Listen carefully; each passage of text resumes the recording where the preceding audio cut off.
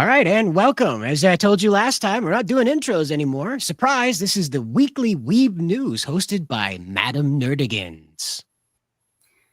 Buddy bounding, like I didn't think I would be doing it this today, actually. The past week has just been a complete disaster. If you follow me on Twitter, you know why. But this is definitely something I definitely need to do. But we're going to be going over the insanity that has been this past week in anime and manga news, including we're going to start off with some good news in Demon Slayer getting closer to the $1 billion mark. It opened up in China, and to big numbers, it made over $52 million in China. And Cider was extremely shocked that that was the case. He still doesn't believe that it's going to break $1 billion. Exactly. Look at this, 730 million. Spider-Man is crying in the corner. Tom Holland is trying to figure out his retirement plan right now. I told you that Demon Slayer, if it opened in China, it's going to break $1 billion. I don't doubt it now. I mean, I'm watching this happen like a tsunami. It's crazy. It's crazy. Like, you got to wonder when, I'm telling you, part 3, and specifically that final part, if this one breaks $1 billion, I know part 2 for sure, because I'm thinking about what's in part 2, because that's going to be the Genya fight. That fight is just emotional as hell. That part is definitely going to break $1 billion, and it will be a lot faster than we're seeing right now. That will for sure. The third one, if they're not going to change anything adaptation wise, it'll be a huge letdown, and it's already a letdown for me because I really wanted Demon Slayer to get the 1,000-year Blood War treatment, and just like it's kind of like how I'm feeling about My Hero Academia final season. Like, I thought Horikoshi said that there was going to be additional content. I was expecting there was going to be additional content in this past week's episode, and kind of what it was, it would be expanding a little bit more on All For One, or not All For One, I'm sorry, Shigaraki's father's connection with All For One. Didn't get that, and I'm just like thinking there's only like a few more episodes left, and also some more epilogue content would have been nice too. There's only a few more episodes left. I'm like thinking, why am I even watching this at this point? But anyways, that's a whole different thing. But yeah, we'll get into My Hero Academia in just a little bit, but I did want to ask you, do you think they're going to make more Demon Slayer content now that this is approaching $1 billion? Like, do you think they're going to make more new stories to keep things rolling? Kind of like Evangelion? Have the novels to adapt. They have the novels to adapt still. There's novels? Yeah. Like Overlord light novels? Yeah, there's light novels. Oh. So they could adapt those technically. Just like Bleach has light novels too. But like in the case of Bleach though, they're from what I understand, they're incorporating the content from the light novels into the anime. Because it took place during the time skip. So there's that. But man, Bleach 1,000-Year Blood War needs more episodes. That anime just needed more episodes, period. Forever Bleach. Oh god, seriously. But, I get the feeling that Demon Slayer might be able to do what Inuyasha was unable to do, and tell that feudal story that goes on forever and ever and ever without it feeling threadbare. That was a problem with Inuyasha's collecting each an individual shard over like 210 episodes was a lot. Well, but there's a lot of filler in Inuyasha. That's the thing. If you read that's what happened with Sailor Moon as well. Sailor Moon had that problem. And Naruto and One Piece has that problem as well. Like, there's a lot of filler up in there. There is. Like, I read it during COVID. I had a classic manga binge, so I was just like binge reading classic series that I haven't read in a long time, like Inuyasha, Yu Yu Hakusho, what was the other series? Sailor Moon, um, and well, Naruto. I've been for like the first time in a long time, like back when I was prepping to cover Boruto, and that was when I like read all of Naruto, and at the time it was like 12 chapters of Boruto in like 5 days. Wow. But yeah, but the thing is that with those series, you realize it's like, damn, the anime is like there's just so much filler that's not necessary. That's the Yeah, that's thing. that's kind of the thing. And then Naraku is just forever not dying because they have to kill one monster of his body at a time. But we're getting into Inuyasha, and nobody's here to hear about Inuyasha, trust me. No. So, did you want to So take a look at that trailer? oh, yes, for ReZero. So ReZero season 4, which I know everybody has been waiting for. The trailer dropped for it. It is coming out in April 2026. White Fox is, of course, still doing the art and animation for it. In all honesty, I really think the art animation could be so much better. I really do. I mean, you look what you've gotten with Shuko Tensei, for example. You Mm. compare those two art animation wise, and it's just like a whole different story. Again, I know the art styles are different from their respective artists, but it's just like God, you wish you could get something in terms of like detailing wise. It just is so different, but movement wise, yeah, I got no complaints movement wise. I just hope that Crunchyroll doesn't drop the ball with the localization again, but that's asking a lot from them. Apparently, there's been a lot of problems with Crunchyroll subtitles. Oh my god, it's been really bad this season. Well, everything seems pretty fun here. Of course, we don't have Yeah, the audio on in order to make sure we don't get a massive copyright strike, just a little yeah, copyright claim. But, of it course, looks as you can see beautiful. here, yeah, it's very well done. Everything's very smooth. We're not seeing the strange blue lock frozen frames flying around. We're not seeing like a one. Well, we're gonna get into One Punch Man. Ooh, Oh, it is yes. that is bad. The Yes. characters look like themselves, which is good. Exactly. And again, it keeps delivering the story people want to hear. So Yeah. it's good news. Was there anything else? Or Not really. This all right. I'm just excited. I'm happy for the ReZero fans that you guys are getting what you want. I'm just hoping that that ReZero is adapting the light novel the way that you guys want it to do. Because if it's not giving you a faithful adaptation, like I will understand why you're frustrated in particular. Mm, Because I deal with it all the time with manga and anime adaptations, where it is just not either there's content skipped or in the case of because light novels it's mostly like straight it's like a book where there's some images but it's mostly like a book where it's all words so like I as someone that has experienced the Harry Potter books getting bastardized. I can oh yeah. and what's the other one? And Divergent for and well, Hunger Games was okay. I've seen it. I've been through it. And Percy Jackson. Oh God, I am living it with Percy Jackson. I can't watch that live action adaptation. I Mm. understand your pain if you are a light novel reader and have had to deal with a bad adaptation, whether it be a manga, manhwa, or anime.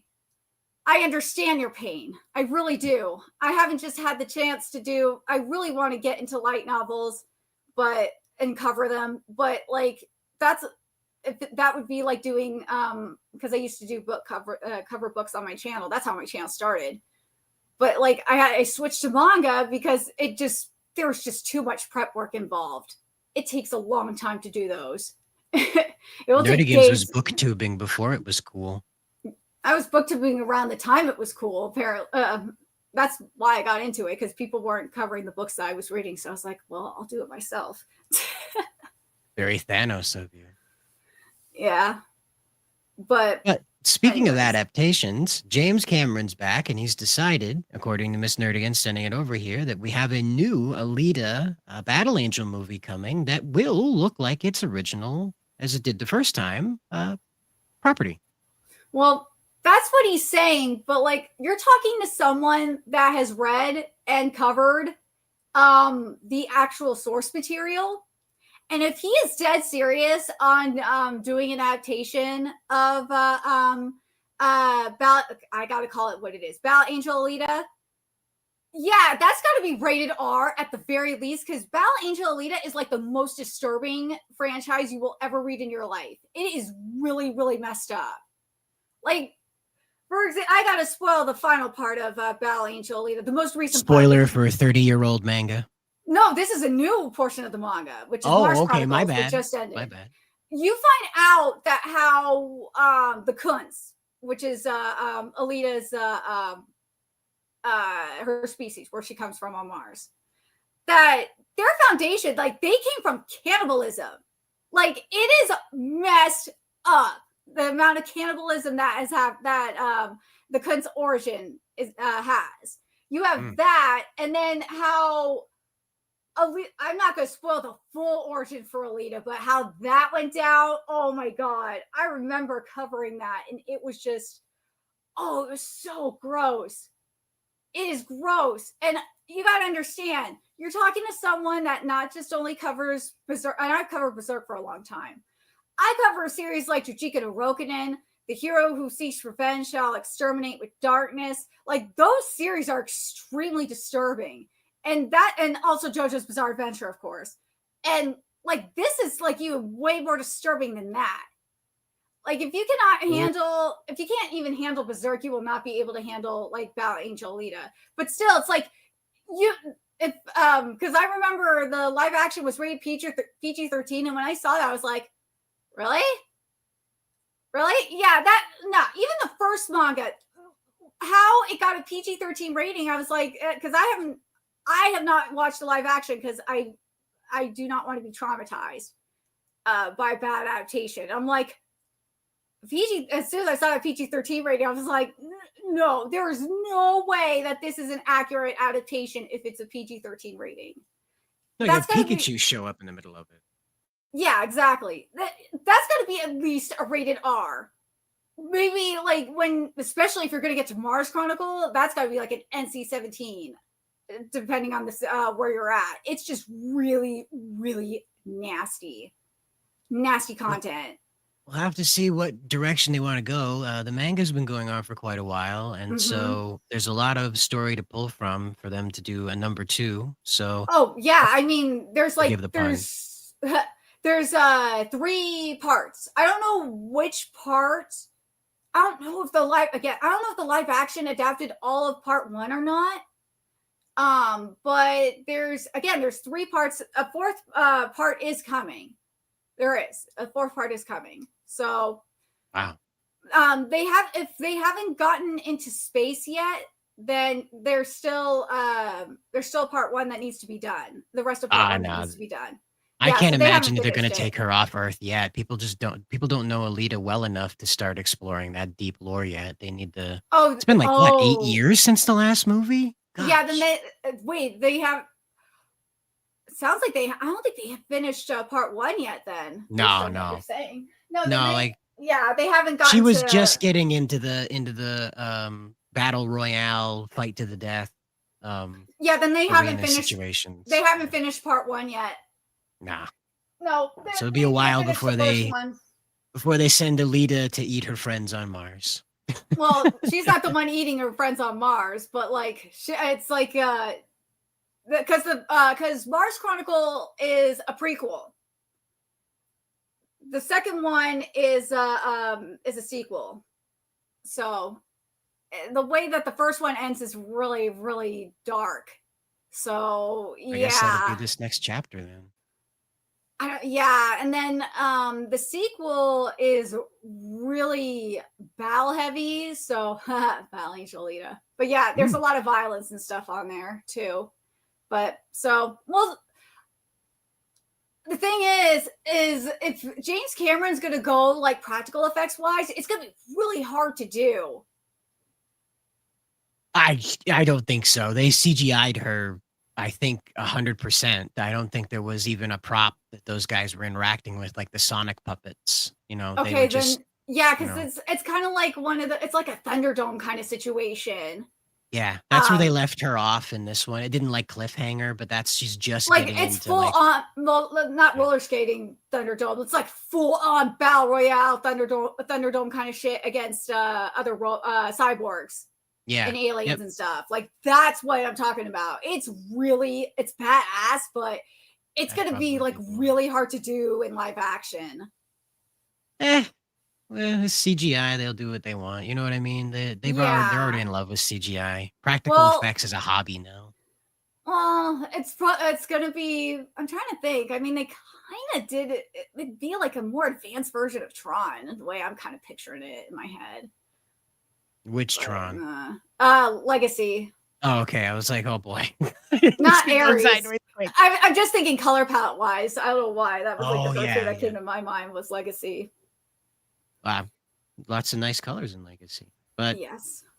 speaking of adaptations that could go sideways, Nerdigans would like to talk to you guys about the Hero Academia live action movie. Apparently, Horikoshi is in the middle of this with Jason, most unfortunate last name, Fucks. Okay, so here's the thing with the My Hero Academia live action that I don't think anyone's really talking about is the director on this project is Shinsuke Sato. Now, Shinsuke Sato has done a lot of fantastic work. He is the director of the Kingdom live action franchise, which if you have not watched, go watch it on Netflix.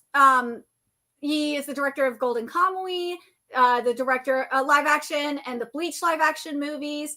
Now, the thing that he does and he's known for is he has the mangaka heavily involved in all of his live action productions. And in the case of Kingdom and Golden Kamuy, the mangaka like co-write the script. That's how heavily involved they are. In Kubo's case, I think Kubo was like on the set a lot. Because I know Kubo didn't co-write the script. Uh, so seeing this article that Horikoshi is very involved, what clicks in my mind is that okay, this got to be a sign that Hollywood is stepping aside and letting Shinsuke Sato have or if not full creative control, the majority of it, majority creative control in all this. So this is a good sign, at least for me. It's a good sign that we might actually get a good My Hero Academia live action adaptation. That's what I think anyway. Sure. And Jason, most unfortunate last name, Fox, says, there's no treatment, there's no outline, there's no scenes, there's no nothing that Kohei doesn't give us notes on or Mm-hmm. react to with a thumbs up or a thumbs down. It makes me feel really confident that we're going to deliver something that fans like myself feel great about.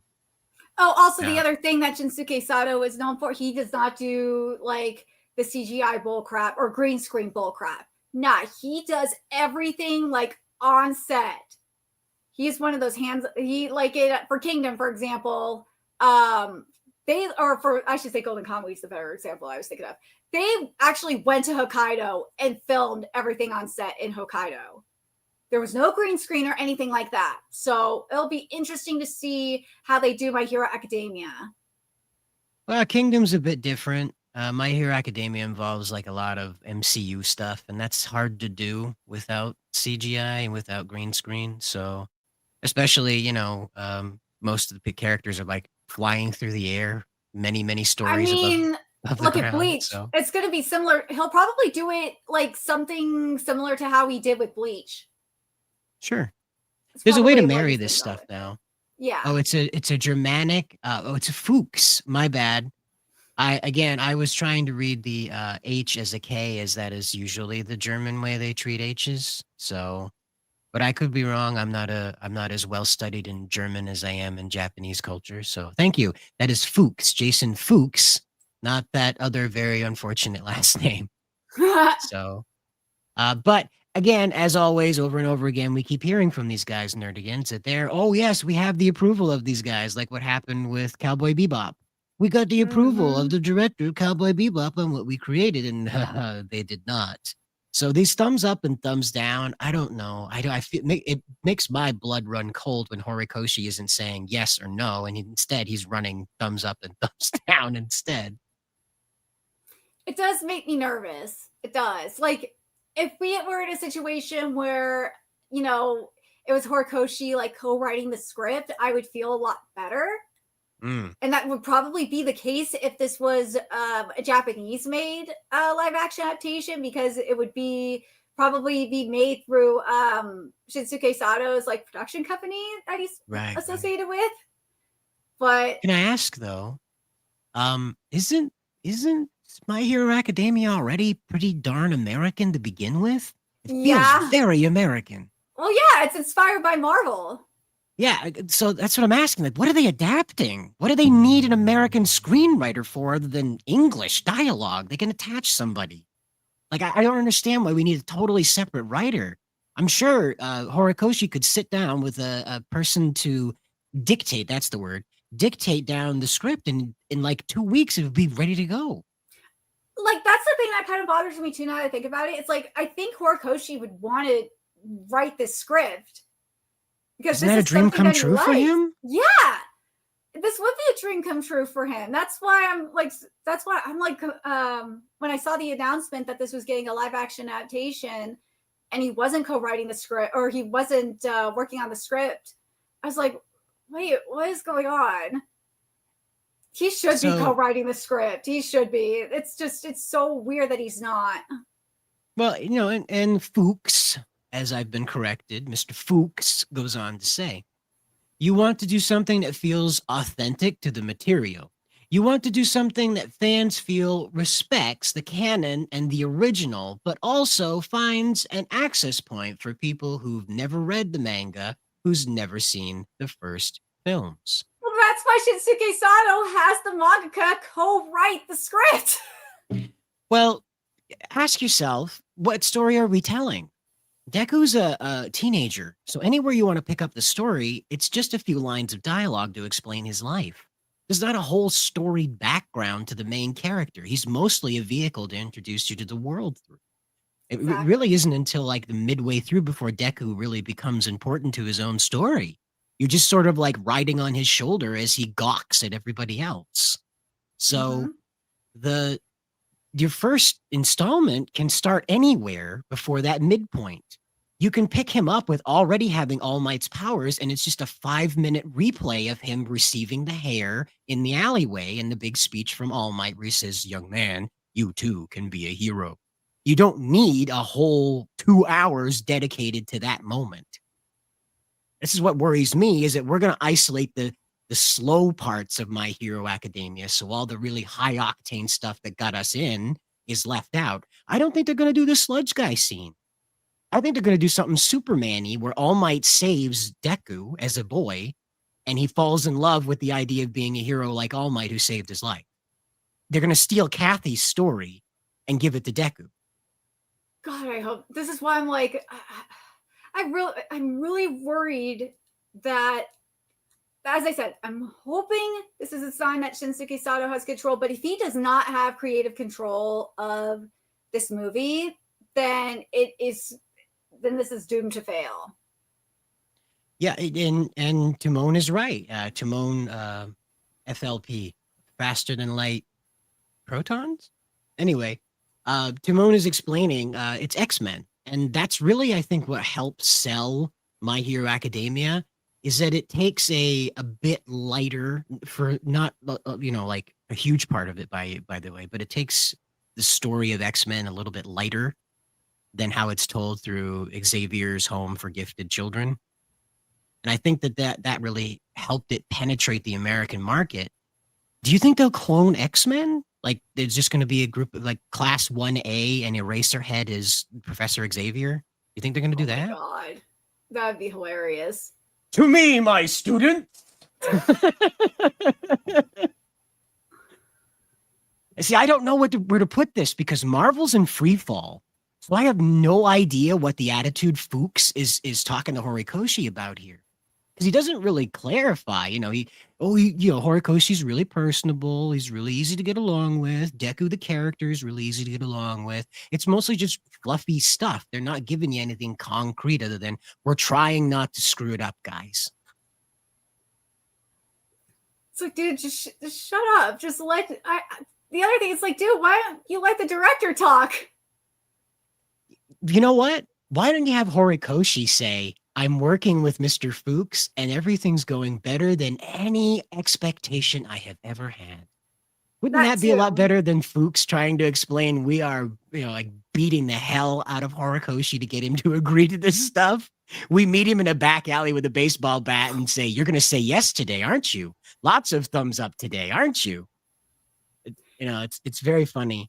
But you bring up a good point about these directors because Zombie Man, he got ran over, not even in the fun way, but ran over by what this adaptation's done to him.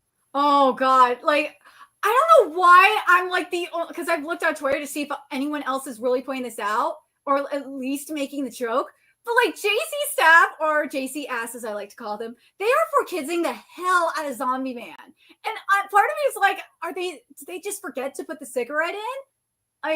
But no, they didn't. It's like, dude, what is it? Look at how huge Nerdigans, look at how big of a part of this character's entire motif. He is the noir detective. They smoke. And look at this. It's a huge part of his character. He is you know what? I don't know if you've ever known like a lifelong smoker or not, but they have like a spiritual connection to cigarettes. It's not just like the nicotine fix. It makes them feel cool. It makes them feel strong. It makes them feel confident. And that's just the act of smoking will do that for some people. And that's clearly what's happening with this character. But like, part of me is like thinking, is this incompetence or is this a Karen at the Japanese regulatory board being like, no, you can't have this? He looks like Naruto without the things on his cheeks. That's annoying. Dude, like it just kept going. I was like, what are you doing? Where's the cigarette? So I'm not aware of Japan passing any laws that said that they're not allowed to depict cigarettes in media the way that we did here, where you can't like have Batman smoking a cigar anymore because it promotes smoking to children. So that's all those ads are gone. You can't have Marlboro ads in regular magazines anymore, that sort of thing. And so I don't know that Japan has passed any of that. I haven't heard anything about the anime being censored. In fact, we've heard the opposite, that they've passed laws to protect anime from Western censorship.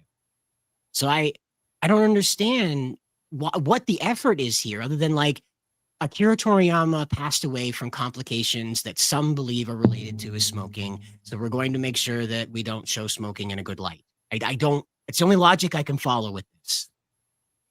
It's just so weird. It just keeps going too. Like I went through episode 6 and it just keeps going. It's like, dude, why are you forkidsing this, JC Staff? I know you have other issues. You have a lot of problems. Did you not think that people would not notice that you would forkids the hell out of Zombie Man like this? And that's just the start of how bad his face looks. His face looks awful. I don't understand. He's just like the most generic anime protagonist face they could give him. Like he's all the anime protagonists melted into one. If you squint your eyes, you can see like 11 different anime hero characters. He looks so bad. And then they don't show him at all when he's talking to Tatsumaki. Like screw showing him at all. I think he's across the table from her. Yeah. That's what's happening here. It's so bizarre. Oh no, man. That's pathetic. Mm-hmm. Yeah, you're right. Look at that. They forkidsed him. Not only that, but like his face is pretty different. It's not like totally different, right? Because obviously human heads only come in so many shapes, but this is disappointing. We said it. I said it when we even watched the announcement trailer. I said that it was bad. Like they ruined this man's face. Well, I really think they ruined his expressions too, because like Mm-hmm. this is the. I gather that the manga is not going to be able to be one to one into the anime, and they're going to have Nope. a different interpretation. I get that, but Oh, there comes a you'll point see when you it. get the character assassination with this stuff. Oh, we'll see it because I remember I found a video on YouTube that did a one-to-one comparison per panel um of the panel per frame. So we'll see how bad it really is. If you told me this was from the Blade Runner anime, I would tell you you're 1000% correct, and that's anime Ryan Gosling. I can't. There's nothing that suggests that this is It's Zombie Man, true. One Punch Man. Nothing. There's a gradient in the background and it's blue in the foreground that says Blade Runner to me. That's what I was thinking too when I saw that. I was like, that is not One Punch Man at I all. do want to see. Now I want to see Zombie Man in Blade Runner.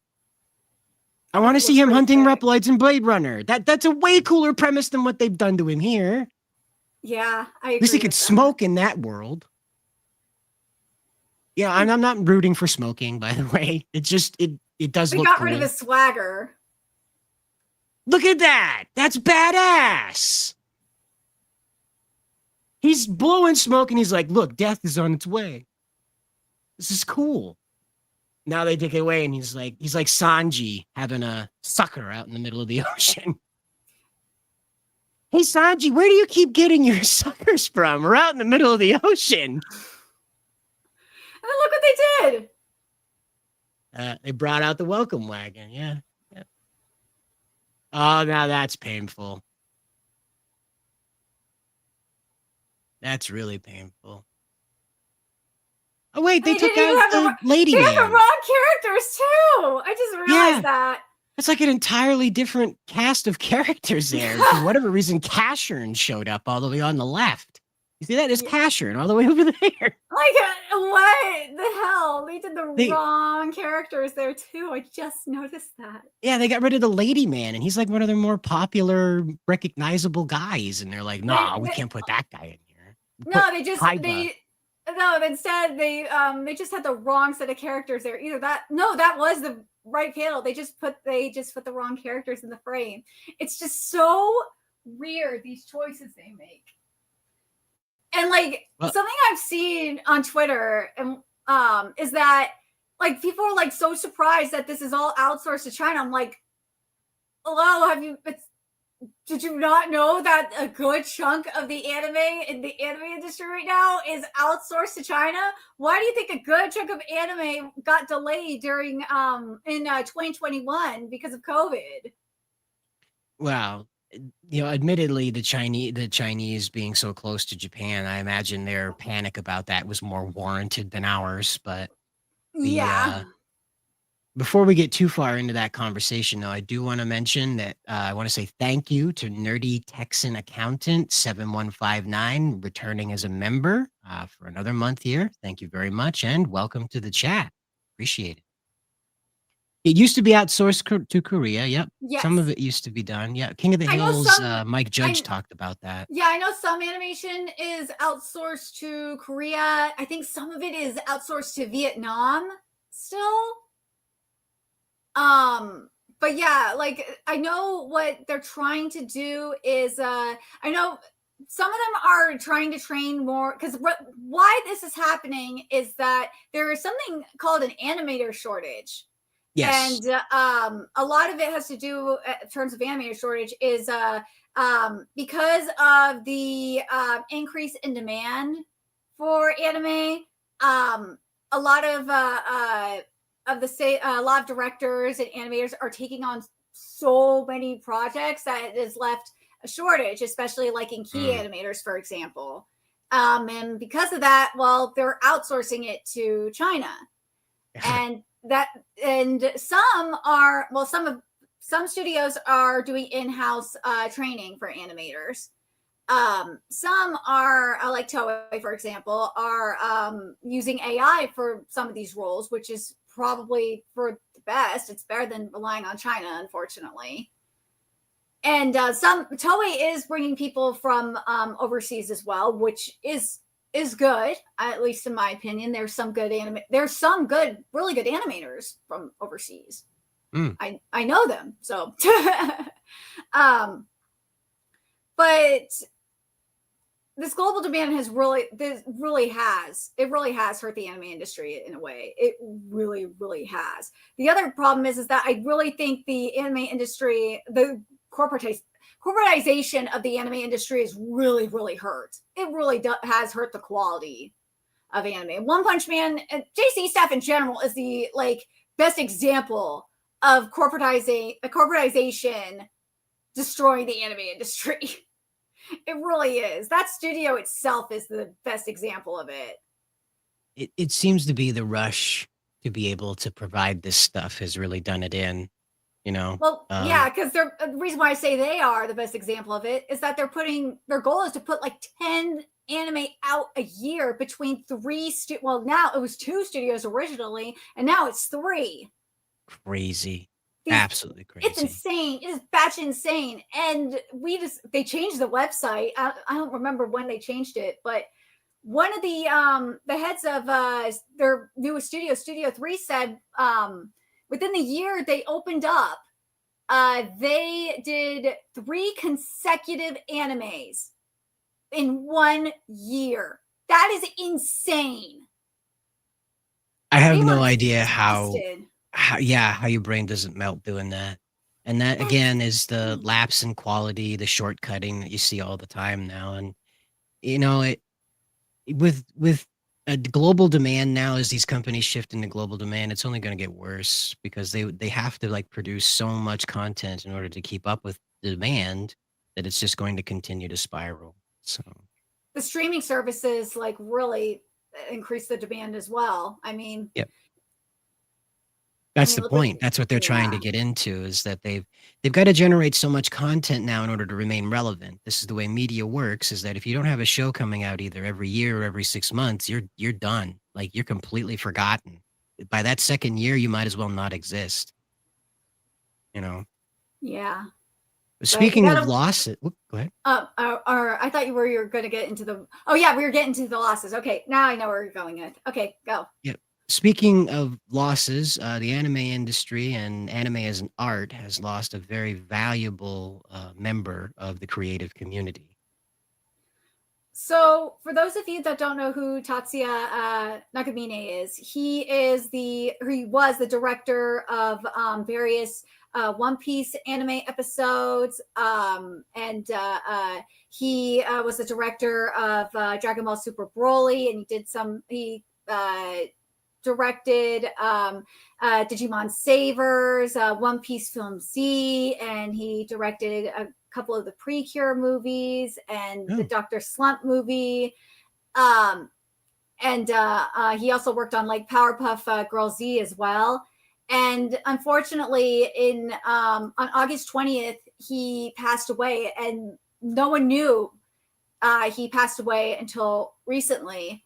It was kept private, and someone from his family posted this that he had been receiving treatment for an illness for over a year, and he died at age 53, mm. and um, that a funeral was held with close relatives. And yesterday, on November 13th, a private memorial gathering was hosted by Toei Animation, which was really nice of them. And what else what else from here that I thought was really important to mention? What his wife said here that I thought was really important to mention was this, this for here. To our family, he was the kindest, warmest, and most caring father and husband in the world. And he continued to face his treatment with a positive attitude and truly did his absolute best beyond what anyone could ask. I believe my husband fought his illness with the motivation of returning home and resuming work. And it's so sad. It is, because this is something we see from a lot of these people in the industry, is they are doing even through illness, that through all these illnesses, they are focusing and determined and fighting this with a positive attitude so that they can come home and just go back to work. It's so so sad, especially with him being so talented and so young. This is a photo of the gentleman.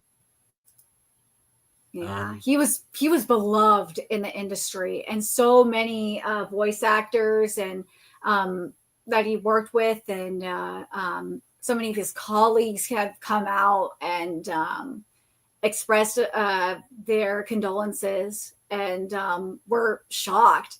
They had no clue that he was gone. Mm. That's how Chadwick private this was. Boseman's situation, Yep. where chest, and when things go down, it's nobody's business. It's how they kept Akira Toriyama's funeral a secret and didn't tell people where he was buried for a while. So they didn't turn it into a shrine, Of course they did as soon as it was revealed, but you know, it's hard. It's hard when you have this kind of celebrity in Japan. I read about this in the culture books. Um, it's not so much that these people are elevated to a deified level, but talent in Japan is revered. Like here in the USA, we want to slap a nice medal around your neck. We want to give you a pin and be like, "Hey, you're a good egg. Go out there and be a good egg." But in Japan, talent is revered because they want to inspire that kind of desire to rise up and obtain the similar kind of notoriety because of the talent, not because of the fame. Of course, those wires get crossed all the time, but so people have an entirely different relationship with guys like this because here in the USA we have like directors we celebrate like Steven Spielberg, who are of course very talented and beloved, right? But they are Mm-hmm. in no way as beloved for their talent as these Japanese directors are. We talk about directors having their fingerprints, Steven Spielberg having that spotlight pointing into the camera. That's his thing, is to blind the audience with spotlights. But these guys in Japan, like the director is a whole event. Like that guy, when you put any director, like any specific director on a project, their touch is undeniable. The studio lets them go hog wild most of the time because they know the rules. You saw this with the Yu Yu Hakusho live action adaptation. Yep. That guy, I can't think of his name right now, but he has like this huge portfolio of this incredibly stylized cinematography work. Like that's his thing, is to do this crazy, colorful stuff. So I brought him in for it because he's perfect for that. And this is why these guys are so. It's why the world seems to stop in Japan when these icons fade into the next life. It is very, very, very jarring for these people who look up to these people as national heroes in some case. Akira Toriyama is a national hero to these people. The voice actress that portrays Goku was just inducted into the Japanese recognition of great people. Like the country itself recognizes the voice actors for Goku as like, I She is guess a up there like national a knight. treasure. Yeah, She like up there is. like a knight. Like Patrick Stewart was knighted by the Queen, so too was the voice actress of Goku granted a similar status in Japan. It's Yeah. crazy, that we don't have this relationship in the USA, despite Hollywood being so central to our culture. It's bizarre. I think we kind of used to, like, back in like the golden era of Hollywood, maybe like in up until I would say maybe this 80s or maybe Mm. 90s, I would say, where it was like this. But like now I think nowadays it's just different. Yeah, there's. I guess maybe it's more like the celebrities feel more like disposable cameras. I guess you know. Yeah, like compared to like I think maybe since like the age of the internet, I think it's been a lot different. But like think about golden Hollywood, like in the 30s or the 40s or the 50s, and how people looked at celebrities back then compared to now. Mm. Well, and now we have a whole new shark in the tank. Sugoi Light has brought us some pretty jarring information about some accounts that aren't so true blue. So something that's been going on for a while is that there is this network of rage bait anime accounts, news accounts. And it is just insane. It is. Like, these are supposedly like fan accounts, right? And apparently this one person buys all these accounts. This one person buys all these accounts and retweets themselves and is playing the Twitter algorithm game. And that's how you're seeing all these people getting into your feeds. It's just crazy. And this Studio Mappa account got everyone like losing their mind because they fooled everyone into believing that Mappa was going to get One Punch Man, and everybody fell for it, even though it says it's a parody account. And that's because, well, one, if people were already just losing their minds over One Punch Man, and two, the algorithm got them too. But just look at all those accounts that this one person owns. They repost themselves. So just to attract your attention to the way that they're naming these things, you have Fairy Tale EN, which is usually how Japanese accounts will signify that this account is engaged in English dialogue as opposed to the JP account. Mm-hmm. And you see that down here, you see Chainsaw Man _JP, which again, how official companies use this to signify that the language used on that particular account is going to be Japanese. So this is a little bit above and beyond the usual scammers that we're used to. This seems to be a bit more intelligent of a move. And of course, as you can see right here, you have Sukuna was Oramaxing. You mean Sakuna? Sakuna, sorry. Sakuna was Oramaxing in this scene. Holy smokes. Why the fuck is the official Jujutsu Kaisen account tweeting this? And of course, it is not the official account. But people are too quick to judge. And 18,000 likes later, people think that Mappa is talking like a Zoomer. And again, like here we have someone displaying what they're finding when they search this stuff. And of course, here it is. You see, like if you put anime in the Twitter and search anime on Twitter, a good chunk of this network pops up. This network's account pops up. It's crazy. And of course, here it is, people interacting with that account, driving it up through the algorithm. Whether these are actual interactions or not is anyone's guess. And again, more account names. Here's another video walking you through what these people are purporting to spread around. Now, again, all these persons, same account, owns all this. Right. So what's important to remember about this is take a look at these names. You see this Fairy Tale EN, Chainsaw Man JP, and there they are. Okay. These accounts, as Nerdigans explained, are retweeting themselves, creating a artificial boosting network, as she said, that are going around forcing this Mappa account to have the appearance of an official account. So we saw this before with the Indian scammers, and they would create parody accounts, and those parody accounts would become very popular, and they'd monetize them, and then of course they would be running like 200 or 300 bot farms to get these accounts to explode overnight and monetize the bot interactions. And then they started sharing bots between each other to continue doing this. Now, that was very clumsy and very obvious what they were doing. This is much more sophisticated. And much more sinister, too. Again, like this is what makes me wonder if this isn't maybe the Chinese that are doing this. It seems more evolved than what our previous Indian scammers get up to. And of course, it's not that Americans are immune to this. It just, again, seems more polished than what you see out of an American scam artist. Even.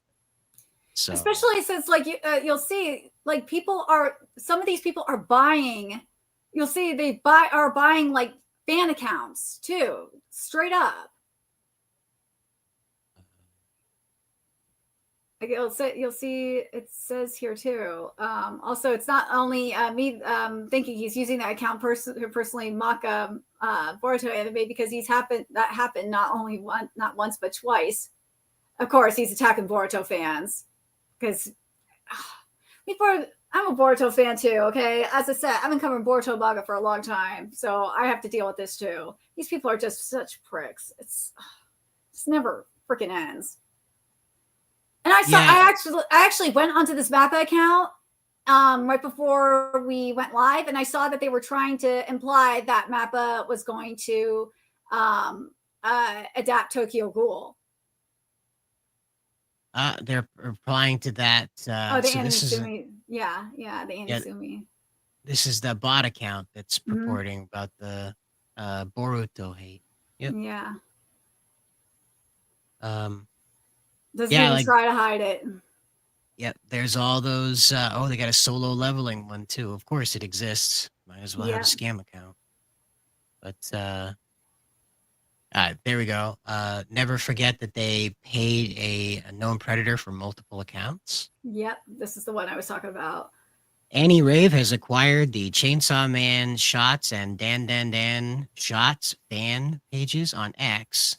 Uh, we are aware of the allegations behind these accounts and would like to move on from that and dedicate rather them to posting anime content. Please look forward to moving on with us to this new journey and supporting our new pages.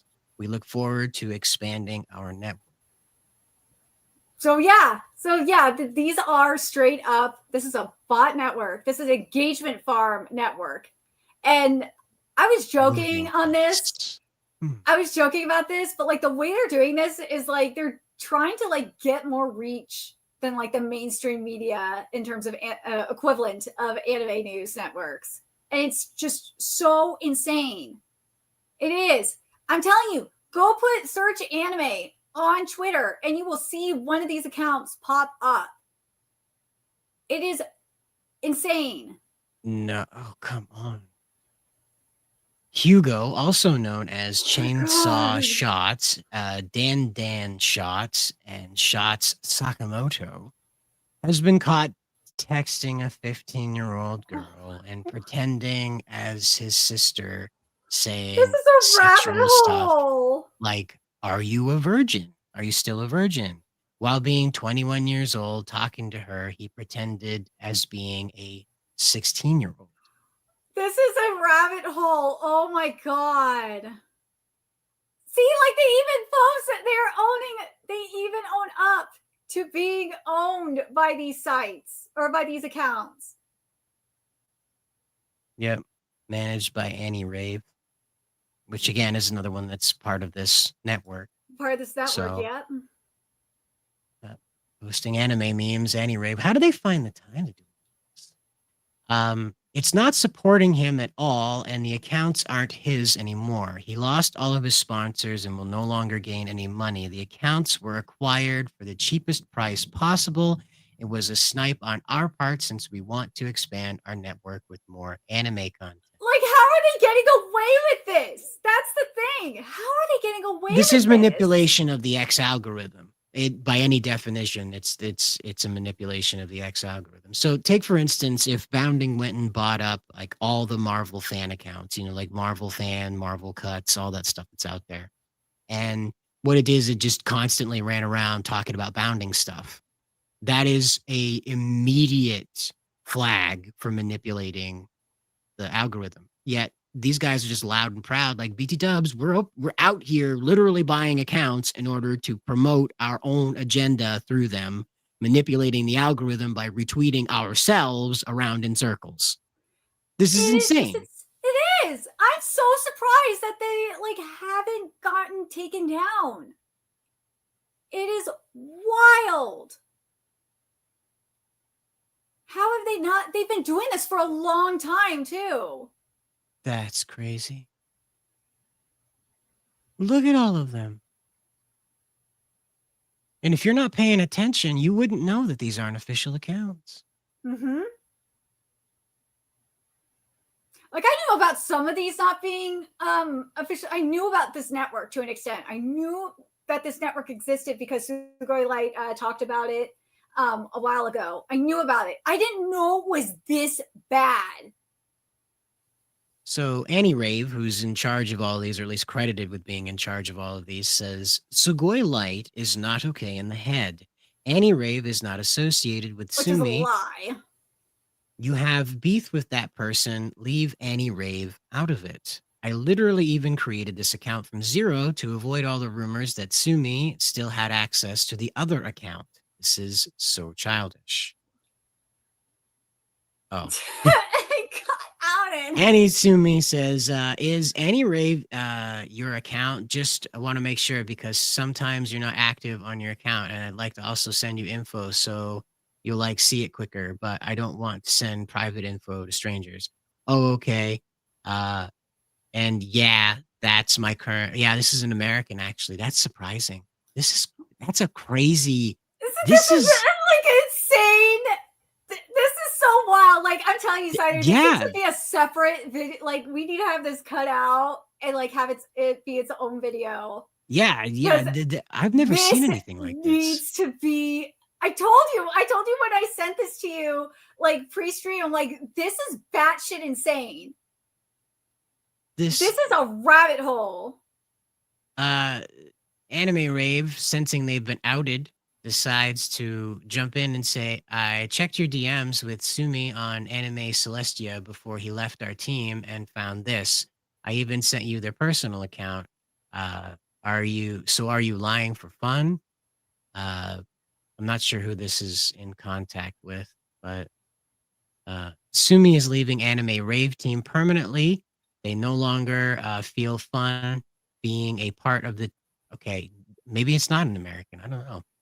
Feel fun being a part of a team, and it is wrong to hold someone by the neck when they are not enjoying what they're doing. We hope you understand this decision, Senju. And of course, Sumi is here saying, laugh my ass off. I recognize this guy. I'm not really sure what that means. So there's a T-Bait. That's T-Bait. yeah, T-bait. That's it. Yeah. Okay. Yeah. All right. And so they say this account belongs to Anime Rave, who used to be called Tatsumi. He is a leaker who currently creates anime fan accounts with a large fan base. If this account gets enough views, he will buy Twitter Blue for it. His main account, Annie Rave, follows 23 accounts. All of these accounts, 13 are out of all of these accounts, 13 are fan accounts that he created. And of course, they reply with, he is such a fraud, plus he's a fraud. Sometimes Reddit has some funny things to say. I love jobless behavior. Yes. Jobless. You can hear the McDonald's fries are ready bells going off. Yes. Yep. You did too good to the community. Yep. Of course, we have Chromafire asking, how does he find the time to do all that? That's my question. Is like, my goodness, right? This is a full-time job just posting stupid anime stuff. Oh, look, there's Anime Celestia. He tried to stir up the Nana drama. Yeah. On that one back in November, hard pivoted, tried to make the account look like it was sold to a Japanese company, and then branded right back when the deal fell through. We bring the latest anime announcements.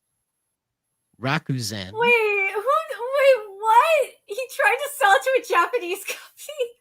And they were like, wait, this is a bullshit. And walked. Yep, that's how that went. So I'm telling you, this is a rabbit hole. Like, it is just wild. This whole thing is wild.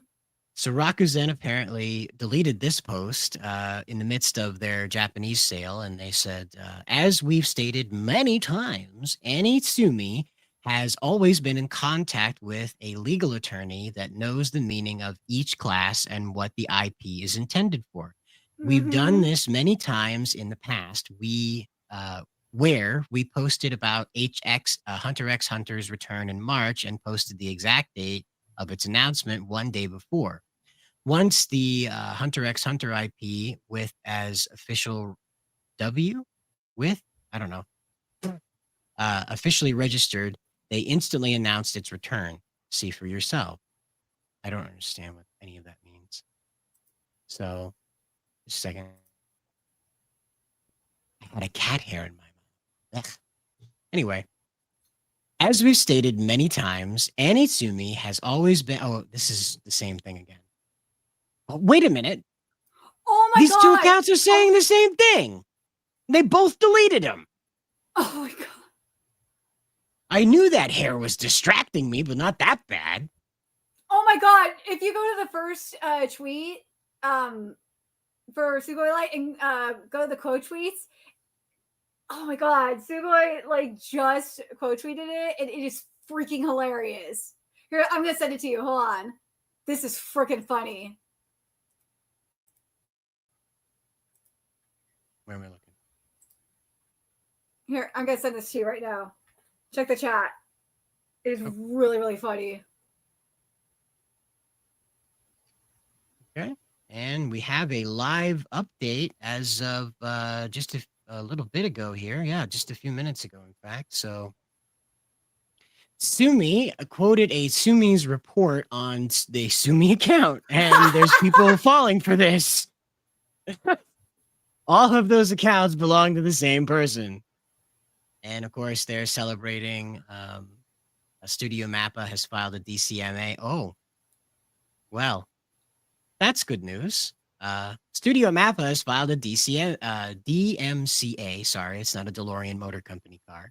Anyway, has filed a Digital Millennium Copyright Act lawsuit against the Mappa parody account that trolled millions on X. So this is going to lead to that entire network getting fried. I don't know what the repercussions are for intentionally attempting to impersonate. I don't even know if it's true though. That's the thing. I don't know if it's true. Well, let's say that it is, okay? Because again, the Japanese have been being alerted to a lot of tomfoolery in the West recently. Like you were talking about the people becoming aware of the adaptations, what do they call the localizers, screwing around with all of the meanings of things and completely changing the meanings of stories. So it doesn't surprise me that they would run across this because this is huge for a lot of these companies that are just getting their foot in the door for global operations. Having these people coming out here and speaking on their behalf for so long to begin with, let alone with the popularity they got out of this, really puts a dent in their global operations. Because now they've got to explain to everybody, we're the real Mappa account. Please note, we don't have a parody tag under our name. And then they have to do that every so often because they're going to continue to do this after the success of that initial account. So I can't tell you, like you said, if this is real, is happening right now, but we'll probably see it happen, if not the end of this year, into the beginning of the next, because, global. These companies want to go global. They can't have these accounts screwing it up. Like, dude, like they're going, these accounts are going after Sugoi now. They are just like so mad that they're getting exposed. They got drug. But like I'm looking at this. Yeah, I'm looking at the Studio Mappa parody account, and yeah, they're retweeting anime TV, and yeah, it's like, dude, they are mad. But yeah, here's the DMCA tweet. Well, I just want to get this one from the chat real quick here. We have Train and More saying, I question anyone who tweets 10 to 15 times an hour. Holy wow. Even if it's a scheduled tweet, it just means you have nothing else but Twitter. That's a go outside moment. Yeah, 10 to 15 times an hour. Good golly. I can understand getting into a fight with somebody, but not just blindly posting out into the world. But I just sent the tweet that they're from the account that they're claiming that they got DMCA'd. Well, they've changed their iconography very quickly. Yes, they did. You can see. So if they're not true blue about admitting that they have received a Digital Millennium Copyright Act filing, a lawsuit against them, they're at least pretending very hard. Well, that and they don't have a blue check anymore. Oh, Okay. So that means that they got reported to X. The Yeah. account does it say the account's under review? No, it No, it doesn't. doesn't. Okay. But that blue check Well, is like, gone. so maybe they think by getting rid of the blue check, they can tell Mappa that, lol, we're just a parody account. You're totally confused, you weird Asian guys. They're not going Yeah, to get away with that. I don't think so either. I think they're in for a very rude awakening. But Rude. this What's got to that? be the beginning of the end for at least this part of the network. Well, once they dig into this person's identity, they're going to find that the account is linked to all these other ones because he's going to have to show what he's done with that account. And ta-da, they're not going to settle with Yeah. him. They don't have to. No. They're gonna hit him with it in order to make sure that nobody else gets the idea to go and do this because there's good money in pretending to be and not good money, there's lucrative money, I guess, in pretending to be multinational, multi-billion-dollar corporations. You can get a lot of money out of that pretty quick. Yeah. So, speaking of the end, though, it looks like Mexico has triggered the anime fans. Take a look. Yep. So for those of you that don't know, One Piece has basically become a movement, a revolutionary movement. We've seen it in Nepal, and it is spread to Mexico. And by the Indonesia. way, in Indonesia as well. The footage you're seeing is from my friend VG on the scene. He actually had his phone stolen while he was down there filming. Painful. My poor Brendan. He's amazing. If you want like real raw footage, protest footage, go follow him. He's really, really good. But yeah, like the Mexican government, from what I've been gathering, it's really corrupt. They have a really corrupt socialist government down there.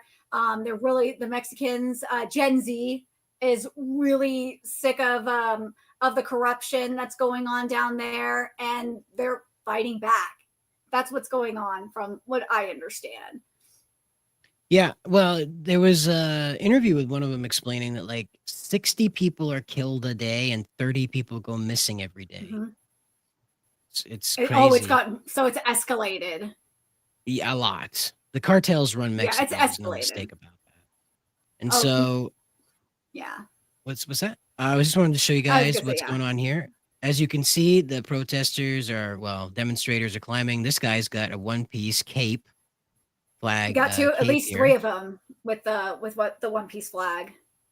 Yeah, and so again, it's now Nerdigans. Why are people choosing the Straw Hat Crew as a symbol of rebellion? Because they're rebelling against the world government. The Straw Hats are. And So they see it as and they see that as if the Straw Hats are rebelling against the world government, they see it as, and that's what they're doing, is rebelling against their corrupt government. So there you go. Yep, there you go. I could see that. Now, the thing about this bleeding over into becoming a political movement is I'm not sure how One Piece translates to political action. But as a symbol, as something people can recognize and say, yes, I understand that resisting tyranny is part of the, underlying message with One Piece, I guess. That'd probably be a good way to put it. Yeah. Um, that's attracting people around. Now, obviously, Toei or whoever produces One And Piece can't Shueisha. Shueisha, they can't like legally order the protesters to stop using their flag. It's kind of like the problem at hand, right? Yeah. Oh yes, you people that are about to overthrow the government, could you please obey the government for just a little while here and take those flags off? Of course, You it's not can't going do to that. happen. Yeah, of course, it's not going to happen. But becoming a movement is something I'd really like to hear Oda talk about. Obviously, they're not going to let him because it's very violent at the moment. We don't want to encourage or contribute to that. So it's after whatever happens, probably months after, you'll have like a statement from Oda, or in an interview, someone will finally ask him, like, what were your thoughts when you saw the world being torn apart with the One Piece flag flying over the flames? How did you feel about that? I mean, like, especially considering what's happening in the One Piece manga with what we've been seeing against with Imu and the elders and what they've done to the people. It's like, yeah, I could see why they're choosing to use the straw hat flag as a symbol of freedom. I can totally understand it. It makes sense. Yeah, and it is a youth movement. It That is. And is Luffy does 100%. represent the youth. He does. And in One Piece, Luffy does represent the youth. As Joy Boy, I mean, think about it. With Joy Boy is supposed to be with his. He is about the drums. He is bringing the drums of liberation, of freedom. So, like, that makes Yeah. even more sense to use the Straw Hat Pirate flag for that. Personally, you know, there's a lot of it was explained during the interview today that didn't come up about One Piece, but they were explaining that the youth are rallying around the uh, that's right. They said they're killing us is what the two commentators that were on to explain this explained. They said they're killing us here. The youth are being killed. And that's what's happens that the cartels are weaponizing young men. They're of course enslaving young women and Mhm. murder blasting anybody that gets in between that objective. So this is their only alternative. This is what's all they've been left with because as they're storming the palace, the government hasn't done anything to prevent any of this, and as Nerdigans explained, it's escalated. They got nothing left to lose.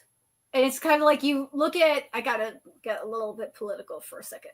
You look at what the people in, you compare this to what we're seeing the idiot youth in the US are protesting. And it's like, really? This is the dumbest thing you can protest. You're protesting this, and you look at Mexico where they're protesting against a government who refuses to protect them. They're literally dying in the streets. Yeah. Yeah, and being enslaved and kidnapped.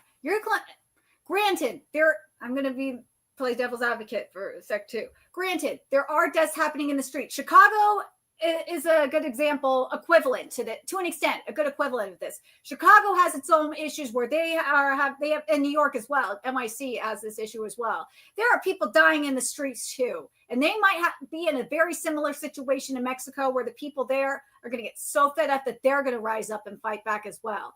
They have legitimate reasons to protest too and rise up. We might see it's not going to escalate as bad as it is in Mexico, but we might see something akin to it happen in a movement akin to it happen in cities like Chicago, NYC, Los Angeles.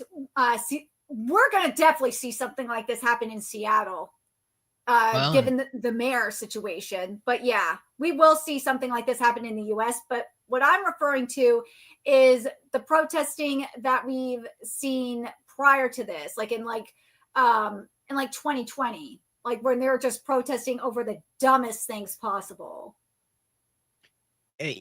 Rioting, probably be a better word. Yeah. But right. Well, yeah, LARPing is the better word, but yeah. There you go. Timon points out this and he says, and the president of Mexico says they won't do anything against the narcos. Because they're being bought off by the narcos. Well, I'm not so sure bought off. All of her opponents were murdered before Election Day. I think that's true. A message was made very clear to this woman. If she likes breathing, she's going to do what she's told. And I think that's how they came to their conclusion about who they were going to have in office. And so she understands her limitations and they're keeping her in that. And as you say, it could bleed up here very quickly because as this president in Mexico refuses to protect her people, Chicago and as places that you mentioned are in chaos because they are dealing with a criminal element that they don't want to deal with. They're avoiding it. And the people, regular 9-to-5 folk that have to support a family and try to live peacefully, are unable to do so in that chaos that's not being answered. So, yeah, Nepal is a good example of the buildup. Yeah, you're right, Timon. And again, Indonesia was another one that's been boiling over for a while too. I think that got started when they did this massive crackdown on the LGBTQ stuff, where they just started imprisoning people that even like looked gay. So, Train and More says, I'm pretty sure every single year in the 2020 decade has involved some kind of riot. Oh, yeah, no, absolutely. Like nationwide riots, definitely. We've had like some every year Antifa goes nuts in 3 or 4 cities across this nation. I can't imagine it's any different in Germany or Italy or Oh, France, it's where these it's people are like, worse. It's yeah, worse. you got the yellow jackets over there too, and they've mutated into a rowdy bunch. So, Mm-hmm. but that's what we're dealing with down in Mexico, and that's just a hop, skip, and a jump for some folks in the audience and on the staff abounding. So keep your eyes to the horizon, folks. If you see the straw hat flag marching your direction, it might be a good idea to get out of their way. Wherever they're Or at least headed, they're support them. needed. Let's put it that way. So speaking of being needed, though, Miss Nerdigans, we flirted with this one a little earlier, talking about what was going on with Zombie Man, but now we have a video that is doing side by side, shot for shot comparisons about how BS the anime How bad is. this is. Yep. So let's dive into this. All right, and I'm gonna back the volume down a little bit Well, so you you don't folks need at to have home. the yeah, you don't need to have the volume on at all for Oh, this. okay. All right, so we're just gonna go for the visuals. Here we go. Yes, here we go. Oh, Ta-da! poor child emperor. Like that is not the safe face. And then there's Purry Purry. Oh, that face. It's rough. Oh, it is rough. Again, we saw the smoking, but Atomic Samurai doesn't look as bad as like the rest of them, but that's not really saying much. But God, Well, Child Emperor's face is killing me, man, out of all of them. But that face is bad. look, Ray, look at Zombie Man's like. What is he staring at? I don't even know what he's staring at He's this so point. intense. I don't understand. But look at Atomic Sam. Oh, Flashy Flash. Flashy Flash got spared from some of the worst, but he doesn't look as good still. I'm not happy with how he looks. Apart from his eye design, he seems to be pretty. He looks. You He know, got spared from the worst. His sword looks I like don't. ass, but like Yeah, I think it's hard to screw up a design like that because it is a lot of simple shapes, and so the yeah, expression is where it really counts. And of course, he got an anime girl face, yeah. so that's fun.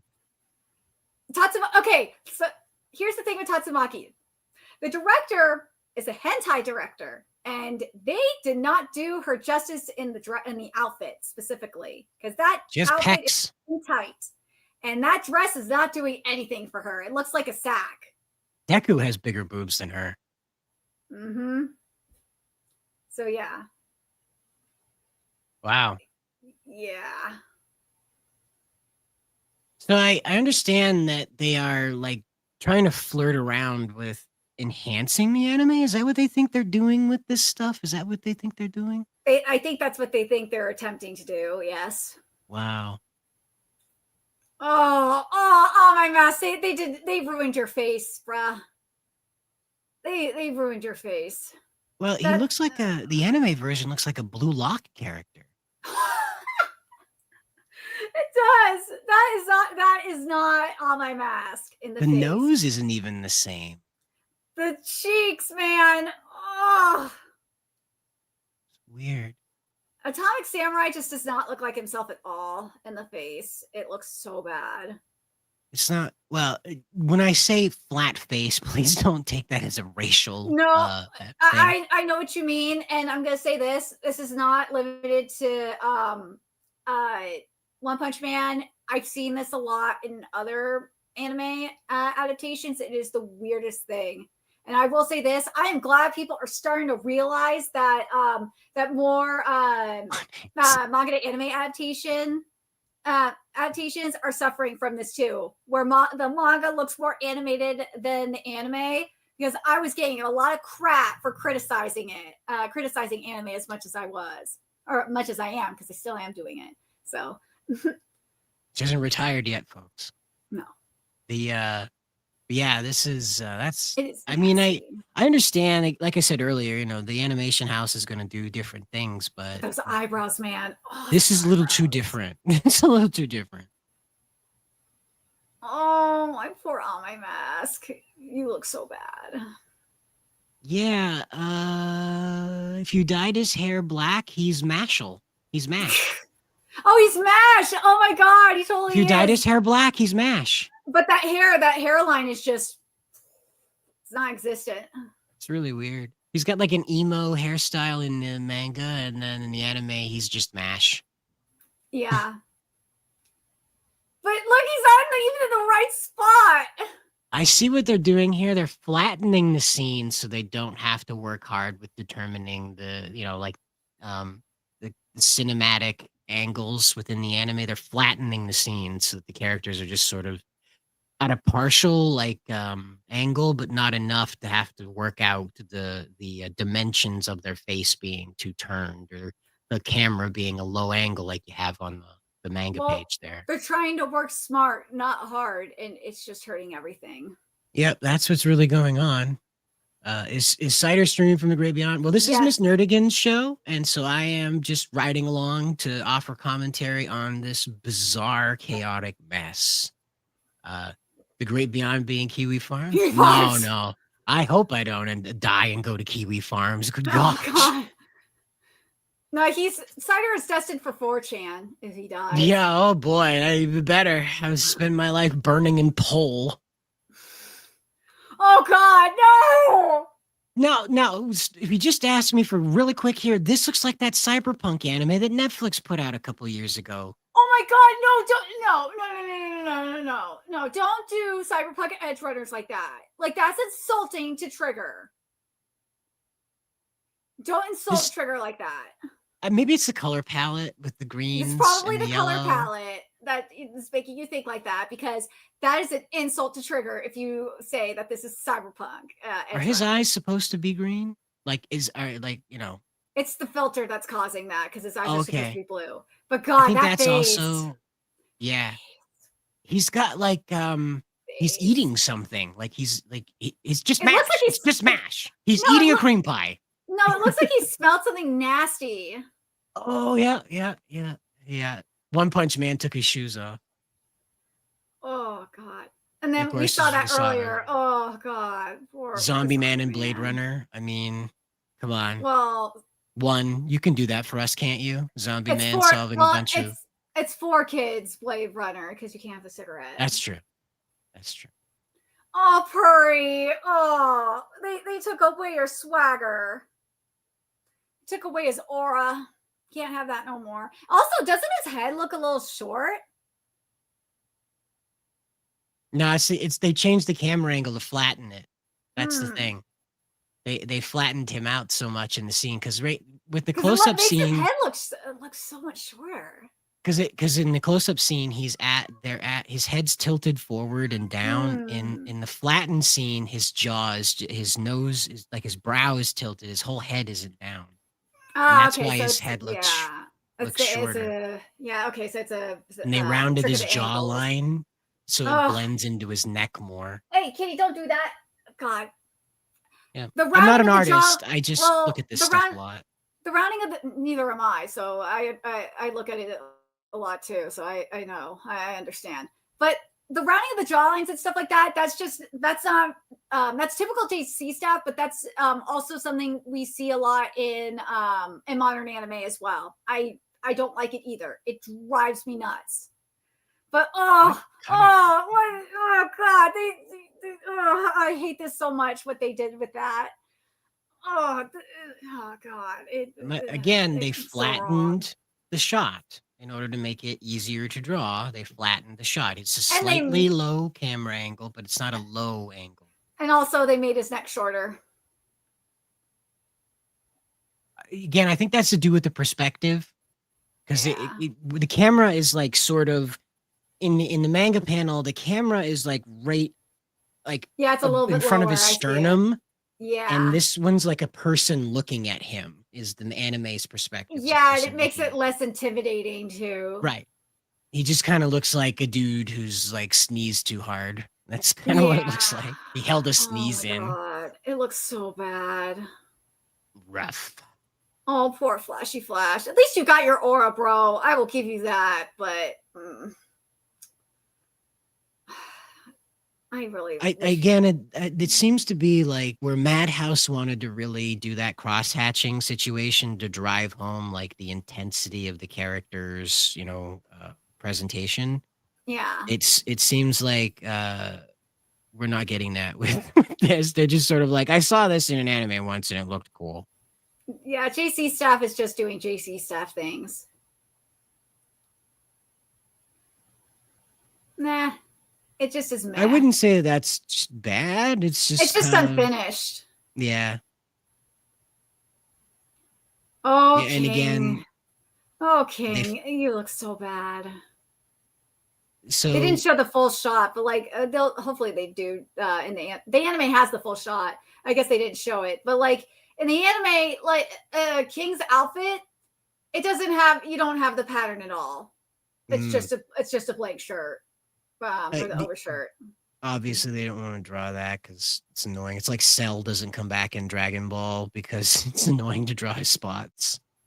So, Yeah, the thing with King here, though, that I notice immediately is they're really trying to hide, his facial features in that shadow. yep, So, again, it could just be just this particular frame, but that is a lot of darkening for you not to notice just how chunky those shadow shapes are. yeah. They did a reverse of what the manga did. That's what I noticed that. Well, he's got a shadow in the front of his face, but the anime is, like, really, really hitting you with that shadow, so, Yeah, like you can't see his again face at all. yeah, and again, Yeah. like, it's another one of those very strange decisions, where to place your resources.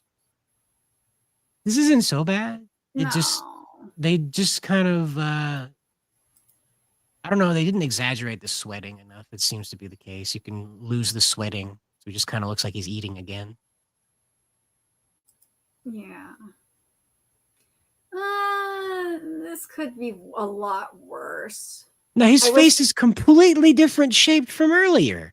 Look at Flashy it, look at Flash's Atomic Atomic Samurai's Samurai. face. Right, Yeah, and now Flashy let's go Flash's back. face is wrong too. Hold on, look at that. Flashy Flash's facial expressions is completely wrong. I'm just looking at it. If you go back to where his face was all smashed in back here when it was Oh flat, yeah, where did I that noticed go? that. Yeah, I know where you're talking about. It's right there. Yeah, No, no, he's he's past it. he's at a different position with his hands behind his head, and I forget where it was. There. Whoop. There, look, his face is completely different. It's a completely different head shape even. When we skip ahead here to where he is, hold on. You went too far.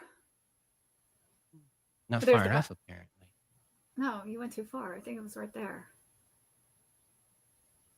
Yeah. Yeah, So there it is. again, like that's again like a whole different nose, whole different nose bridge, whole different cheek structure. Like maybe they took a weekend off and lost themselves, I guess. I But don't look know. at Flashy Flash. He has no facial expression at all. Yeah, another one that was like Karama that didn't change his face expression. Yep. I don't know. I don't know why they didn't give him a shocked expression. It's kind of like God, he's it's just looking at just him. he's looking at him like, yeah, whatever. There's like no emotions. There's no expressions. And also Yeah. notice the pattern's not there either on King's shirt. Right. Right. But that's just a common thing in modern anime, unfortunately. Can't have patterns anymore. Yep. It looks so flat. Yeah. And again, like they flattened the scene when you look at the two different spots. That's why they moved the corner. You see how the manga is presented from a different angle. They moved the Yeah. corner so it's a flatter scene to draw. You don't have to figure out the angle. You gotta wonder, is this like, do you think that has something to do with it being a time crunch situation? Absolutely.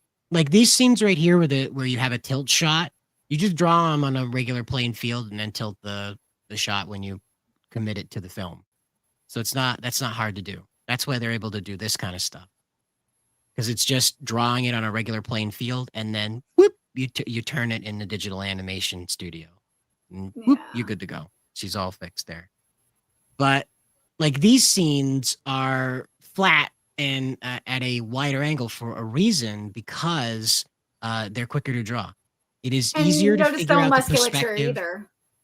Right. There's It's no. easier to draw these flat scenes than it is to determine where the perspective is on a jaw, on a finger, on a shoulder, on a belt buckle, where you just draw like when you're first learning how to draw a full character, you're not going to draw like Flame Dramon doing his dive at the camera move from Digimon season 2. You're going to draw a Flame Yeah. Dramon where like his feet are turned out and his arms, he's like T-posing. That's how you're going to draw him. And that's what studio, what are they called again? I think it's Toei JC. that did it for. Oh, you're talking for this, not Yeah, Digimon. I'm JC sorry. Studio. What JC Staff. JC Staff did here, rather, excuse me. JC Staff did here is they flattened this in order for the time crunch, the expedience. It's quicker to draw these scenes than it is to try and deal with these camera angles that are drawn in and meant to exaggerate the scene. Oh. This is a bizarre choice because there's so much more involved in this, and there might be some like Dan to Dan influence happening on this particular shot. Because I feel like Dan to Dan really dominated that like neon blue and pink I and wonder if red. maybe that's why they did the filters like this, is because of Dan to Dan. It feels like that's a lot of the contributing factor. We're like, we don't have enough crazy colors in One Punch Man. We need to add some more crazy colors because it's way easier to draw a brow line that is overshadowed than to go through and draw all these facial feature parts and all these like the eyes and all the formation here, and of course now the under part of the of the face where it's cut off on the manga panel. It's just there's so much more work to do this, and it feels like they were like, shit, Dan to Dan made it look cool. We can do it too. Well, obviously that's not a good. It wasn't a good idea here. Yeah, you're right. The expression's just kind of stolen from him. Like I see King is like really scared and jumped, obviously, but like, It's so stiff. Yeah, the character in the background, I forgot his name now. But Bang, he's you mean? Bang. Yes, sorry, Bang is stiff too. Yeah, well, he's much like Child Emperor. He's not expressing anything. His eyes are They're a all little wider. Yeah, like King, obviously, he's got his expression. That's simple to identify. But in the background, that's still stiff too. pretty much, yeah. And again, look at Atomic Samurai. His face is completely different again. This is a whole new different guy. Naturally, again, as I said, they flattened the scene because it's easier to draw that than determine their perspective on a coat, on the underarm of, on the underside of the arm of Child Emperor. It's much easier to draw from this flat angle than a perspective shot. Oh, this one hurts. This is the one everyone's been going in on too. It is just bad. It is so bad. So flat. This is an actual frame of animation. Yeah. It feels like somebody drew this for DeviantArt. That right? It's like the Ultimate Showdown. This is the next chapter of Ultimate Showdown. Mr. Rogers is in here somewhere. If you look close enough, you'll find him. Oh my god. It just looks so awful. I don't understand the decision making behind this one. Like, this is pretty nuts. Like, oh, I forget the girly man there, the cross-dressing muscle man in the back there. Yeah, he's like barely a person. There's like some scribbles where a face ought to be. No, I get it. It's difficult to draw this stuff at a perspective, but I mean, what are we trying to accomplish, guys?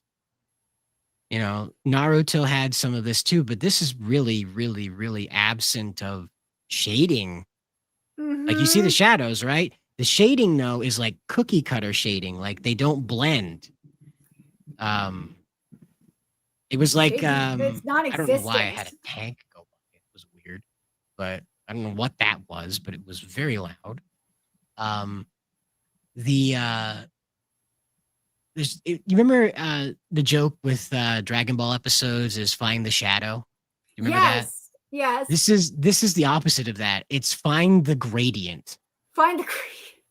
find the blend because it's like somebody went through with Adobe Illustrator and just drew the shadows in. Or like, oh yeah, somebody will come through and blur these. They'll put a feather effect on it. Nope, we're committing it to film. It's got to go today. It's just I not can't get there. over how much like DeviantArt this looks like it's Newgrounds animation. Oh my god, it totally does. It's really Crazy. bad. It's bad. Look at the oh god. And someone said and like people were like, "Oh, She's not because pretty anymore. she's not." And people were saying, "Oh, the director worked on hentai. We should be getting waifus like no problem." It's like, "Really? Well, explain this." She's not pretty anymore. She She's just isn't. not. She's just like anime female. And then, of course, over in the manga, she has a much more Feminine femme looking fatale. face. Yeah. Her hair, she has a full head of hair. It doesn't look like a hair helmet or anything like that, Yeah. which is a problem in a lot of anime, unfortunately. Oh, this. Oh my god. I hate It's not this even so the much. same. It's not even the same, remotely the same armor. No. It looks like it came from Dollar General. Yeah, this is Timo Genos. This is too much. Mom, can we have Genos? Honey, we have Genos at home. It's awful. It looks like somebody tried to draw a Yu-Gi-Oh character but got bored. Oh my god, not Yu-Gi-Oh! Poor Yu-Gi-Oh character.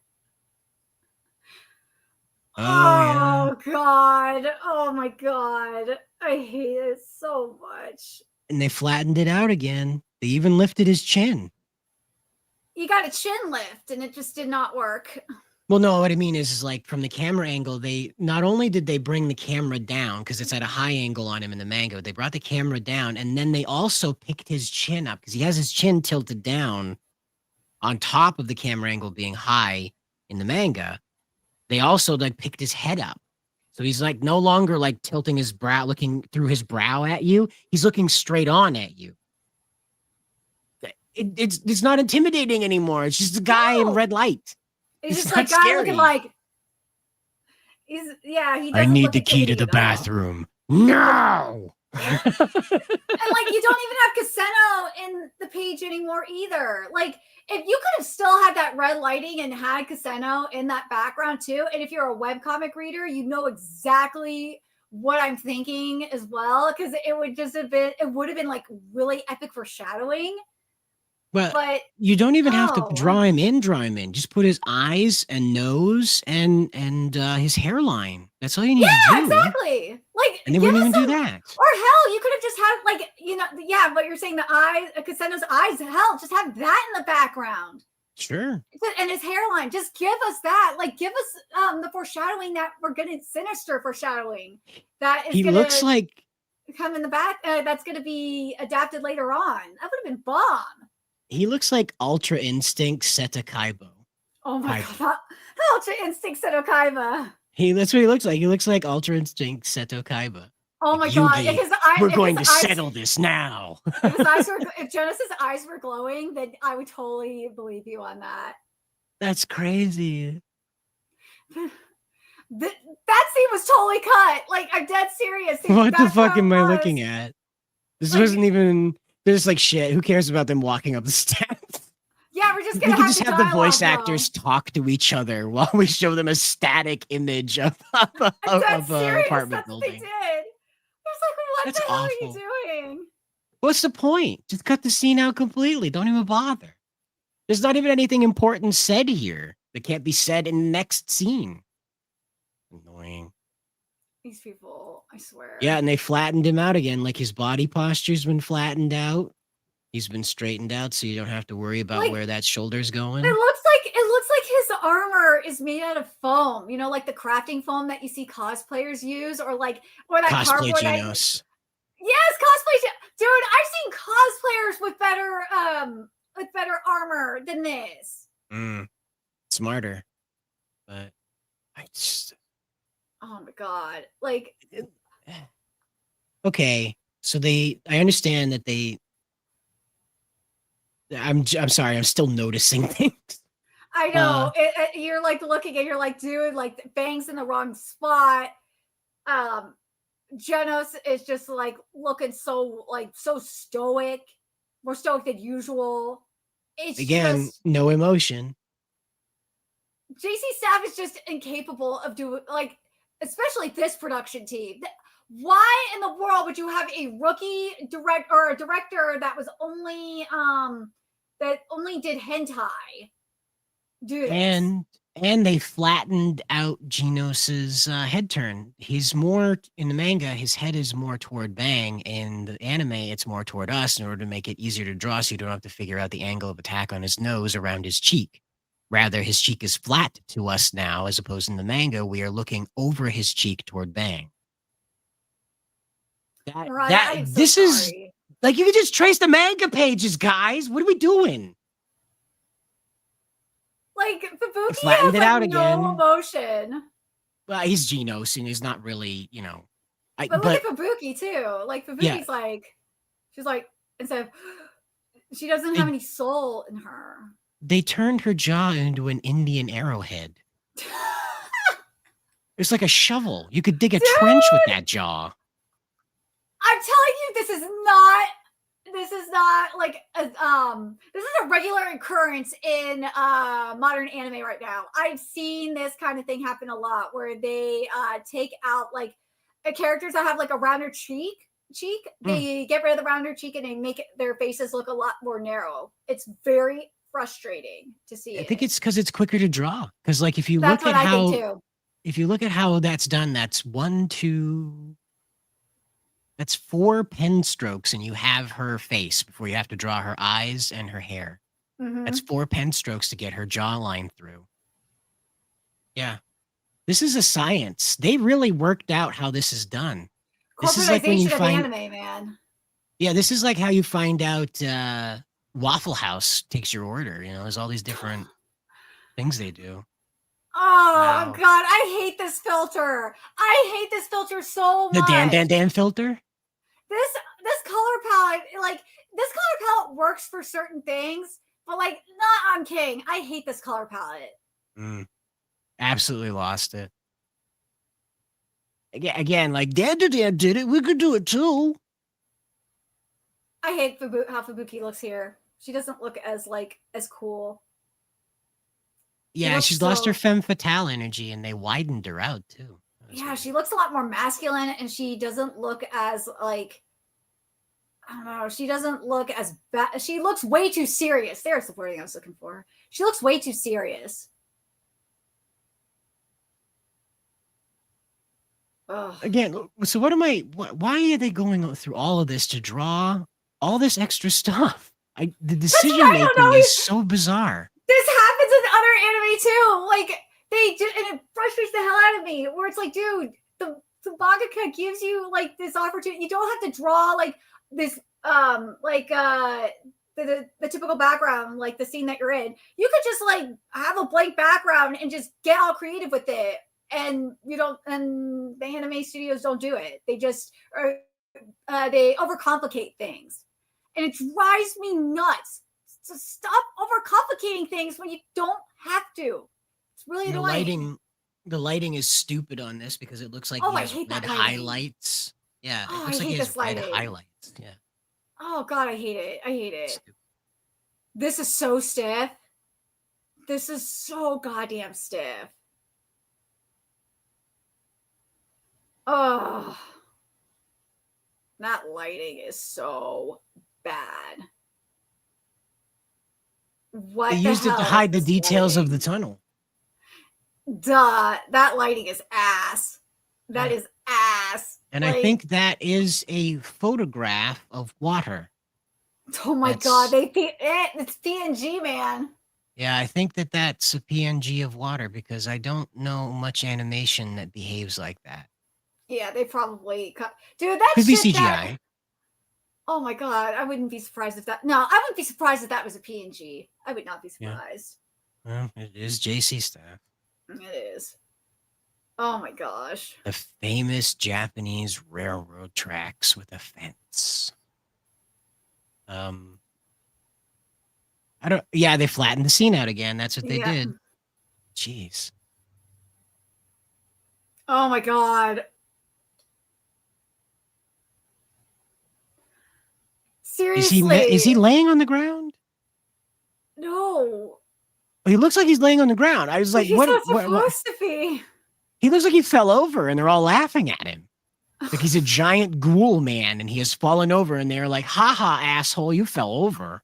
Oh my god, and also the slit on Tatsubaki's dress is wrong. Oh, well, they do. I think they do that mainly because they don't want to get flack from the feminists because she's so dainty, I guess. But I Well, yeah, understand what you're talking about. but that means they censored her because the slit Right. should be higher and it should be more like a triangle and it is round. So yeah, Again, they definitely you're censored right. her. There's no sense in hiring a hentai director if you're Yeah, like why are you hiring a censor hentai everything. director if you're gonna censor Tatsumaki? Like everyone was like, "Oh, Tatsumaki should be fine because they have a hentai director." No, obviously she's not. Okay, so you didn't fall over. Yeah, there's a lot less activity happening here, and they thinned out the army of monsters too. Well, I didn't. You'd think they just this. copy and paste them. That's Like what they did. You know? They actually did that. Hold on, I thought I sent the Reddit post to you, but someone pointed it out to. Yes, I agree. Weird, tall, Grim Reaper man. How pitiful. I agree. Where is it?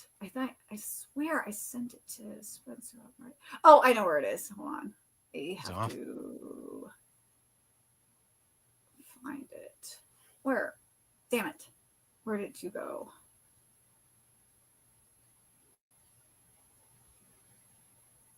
Yeah. Oh, here it is. It's in this. I found it. Hold on.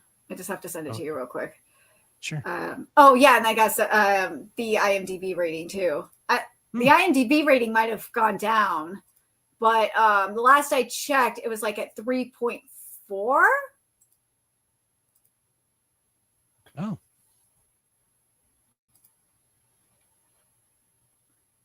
Is this the link what right they for the Reddit? Yeah. Oh, okay. Sorry about that. And there we go.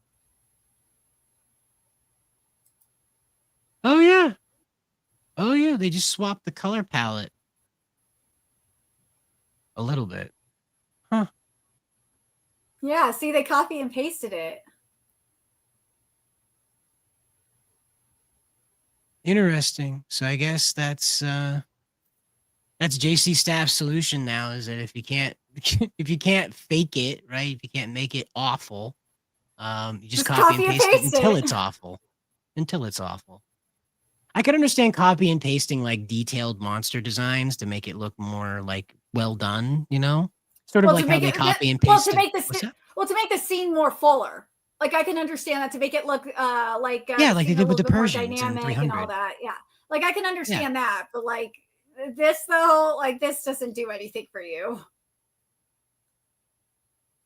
It just makes it look. That's just it. So it's digital art too. So it's another thing that perplexes me about why they simplified these designs, then turned around and copy and pasted them. So it's digital art. You can put as much detail and effort into these characters as you'd like, especially if you're going to copy and paste them. So you want to like your front row monsters to really carry through a lot of detail, and then you'd want your back row monsters to be more silhouette than like a filled out character. But the characters in the foreground are just as lacking in detail as the characters in the background. So it reminds me of like Godzilla and the Real Ghostbusters or whatever that one was where they did like the really gross animation style. Remember that? Oh yeah, everything in the 90s where everything looked like snot.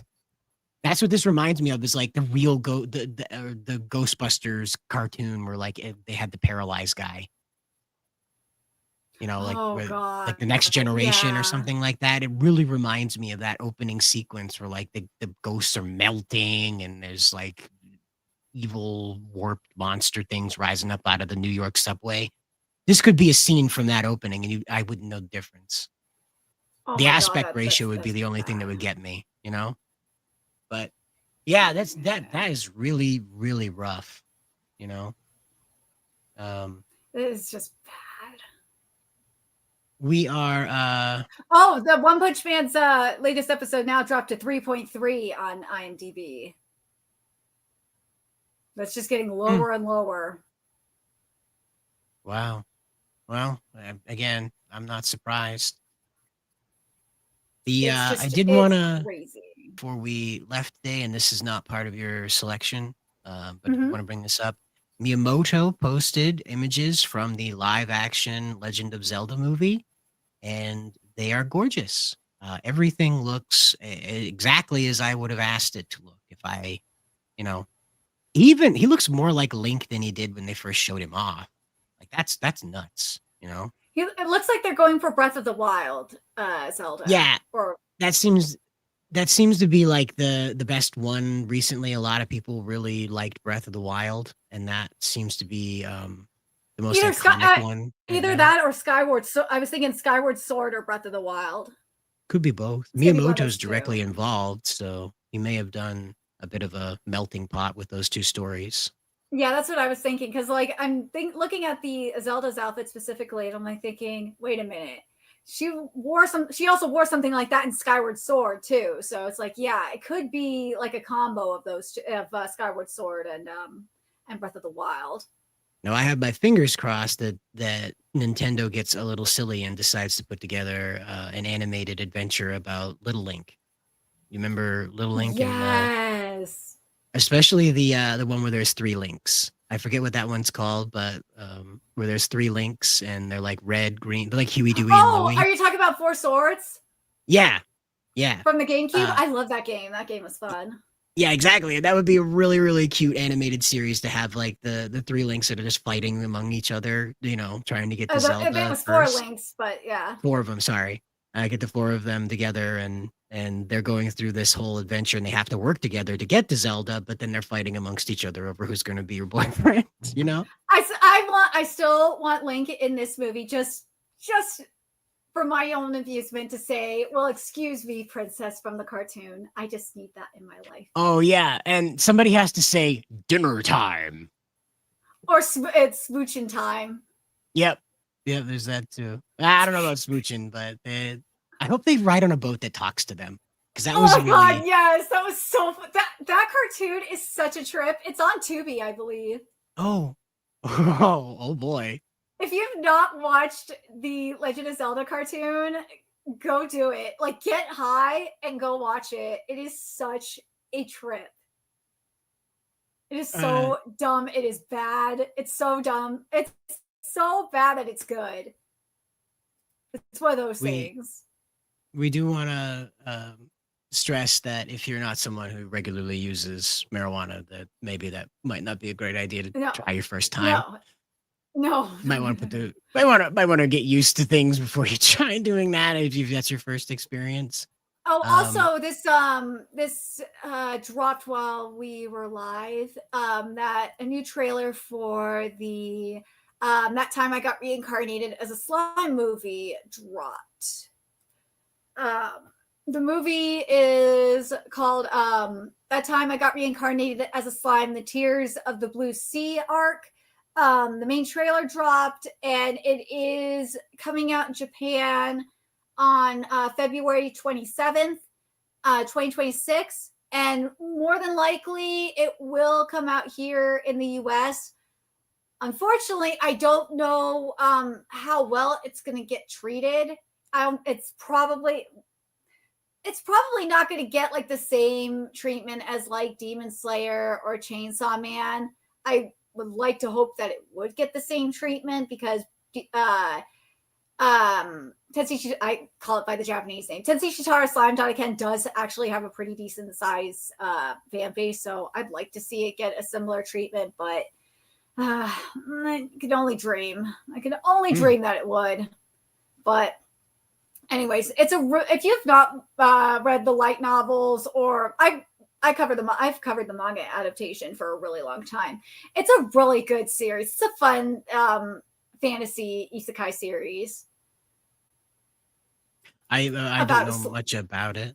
but it's part of Oh, the yeah. isekai craze. So I can't Yeah, it imagine is part it's of the isekai series. Yeah. I I can't imagine that it's too boring because they seem to really put their No. back into it when it comes to these isekai stories. So Well, yeah. if you like world building, if you like world building series, world building fantasy series, then you'll like it. Especially like part of me wants to say like a Dungeons and Dragons kind of thing in a way because that's what Rimuru is doing. He builds his own after he gets um his group together.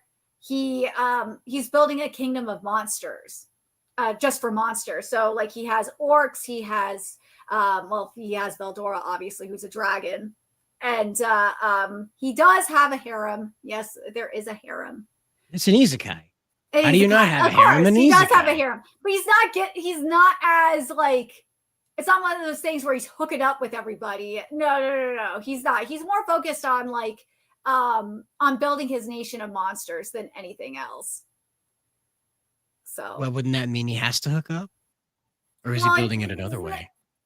yeah, he's building. He's dealing with it's more political than anything else, I would say. It's because he's Oh, building up his nation of monsters, and he's also dealing. He becomes a demon lord, and as one does. as one does. Well, he gets reincarnated as a slime, and he's able to gain the form of like a humanoid being, which is really cool, and becomes a demon lord. So Hmm. if you're into like world building series, you will really like this series. Again, this isn't one of those series where the protagonist is hooking up with everybody. No, it's not. And yes, there is fan service. It's an isekai series. What do you want? There's going to be fan service. But if you like a Right. world building series, you'll like the and world building fantasy series and like monsters and stuff like that. You'll like this series a lot. It's not you get some aura farming here and there. Again, this is an isekai series. What do you want? But this is a really fun series. I don't doubt it. It's just one that kind of escaped me. So if it's your thing, though, congratulations. We do have the awesome one saying, dude. But yep. This is good news for you guys that are fans of that time I was reincarnated as a slime, right? Yep. Yep. Sorry. Yep, And it's a good time to be an isekai fan because you got ReZero, and now you got that time I was reincarnated as a slime. And to end this on a good note, I know it's not very weeby, but this just popped up on my Twitter feed. oh, And it's the White House, and I don't want to get political. Usually, I don't. I'm trying not to, but this had to pop up on my Twitter feed, and it is the White House with a McDonald's. It just was funny.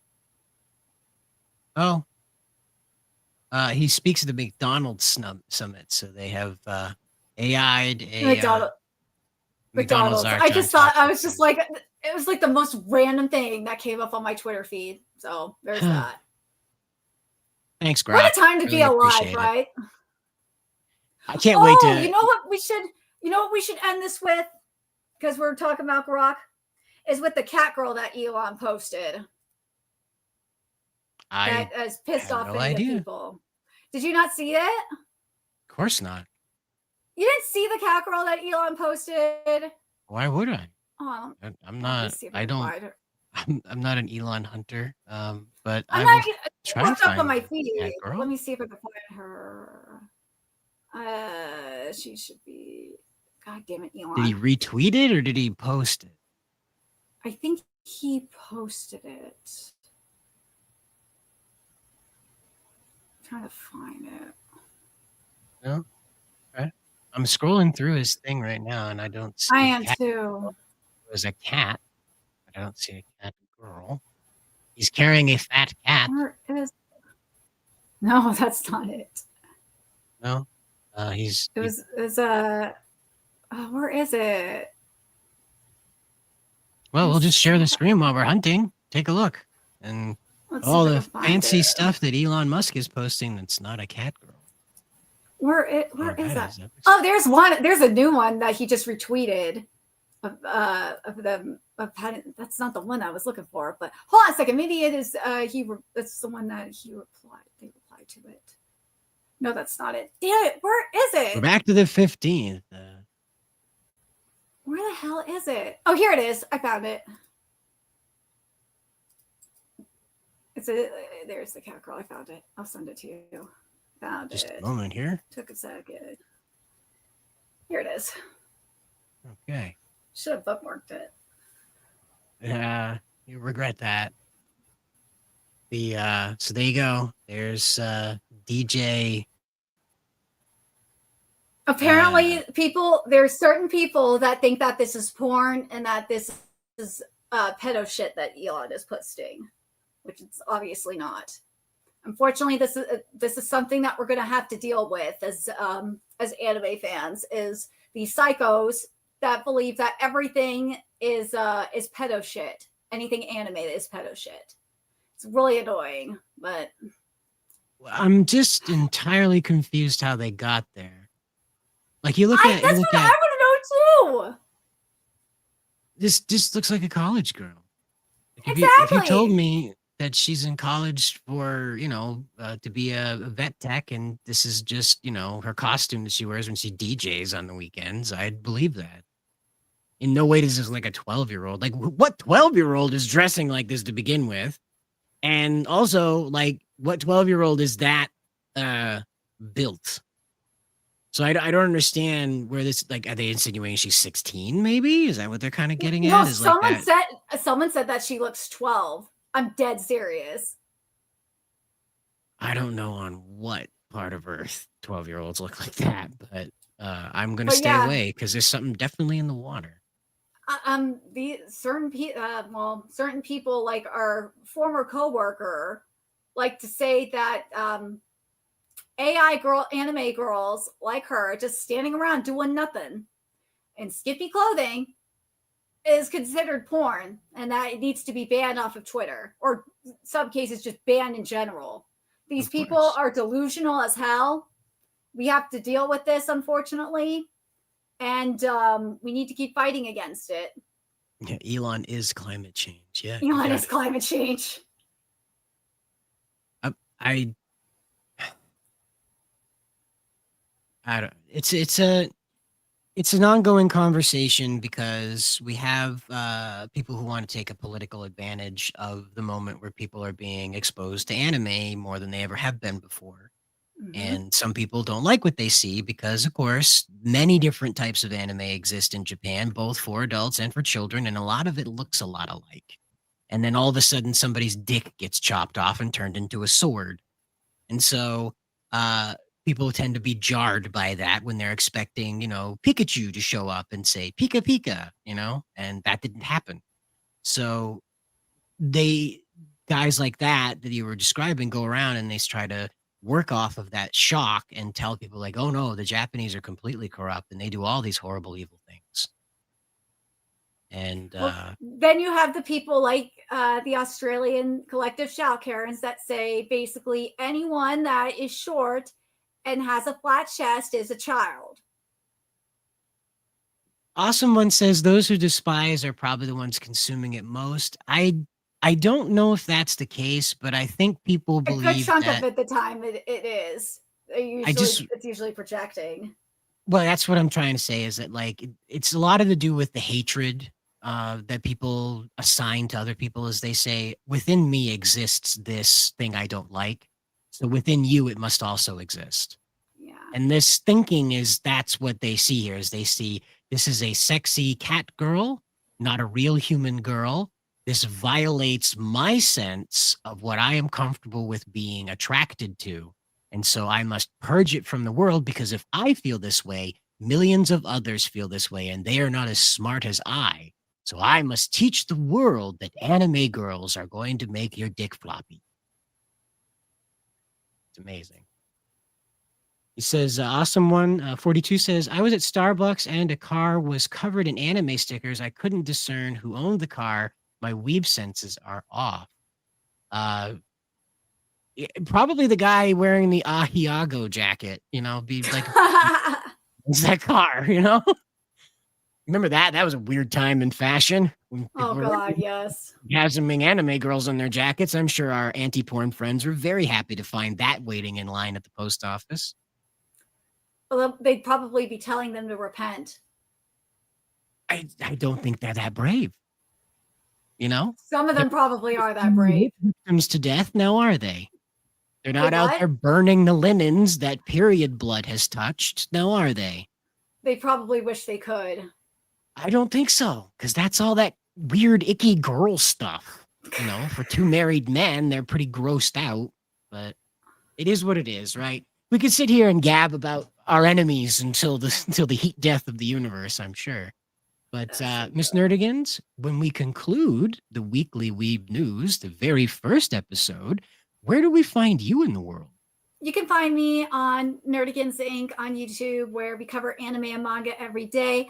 For our anime content, where we are doing our anime live reactions, we do them on Patreon, where we have, as you know, what we saw with One Punch Man, we have the manga and anime side by side, and I also have the audio too. So if there's a botched localization, which we have caught many a times, you will be able to hear it. And on Patreon, which is patreon.com/packergirl, we cover Boku no Hero Academia, aka My Hero Academia, Spy Family, Digimon Beat Break, which is really fun to cover, Twisted Wonderland, which is extremely torturous to cover, Gachi and Togenanki and Sanda. Sanda's a really fun one to cover. I really am having fun with Sanda. And then on Twitter, right here, we're covering everything. A lot of the stuff that we cover on here, and also for bounding, we do post about on Twitter to get an idea of if enough people are interested in it or not. So there is that as well. For bounding, because of everything that's been going on in my life, I've fallen extremely behind on content for bounding. So hopefully now that things have calmed down, we'll be getting back on track for bounding content soon.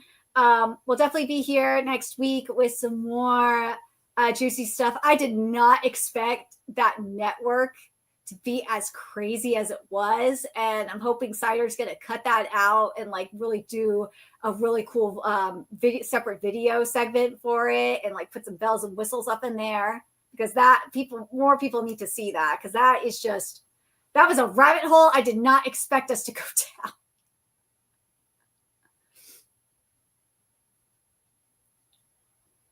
Anyways. Sorry, I was muted.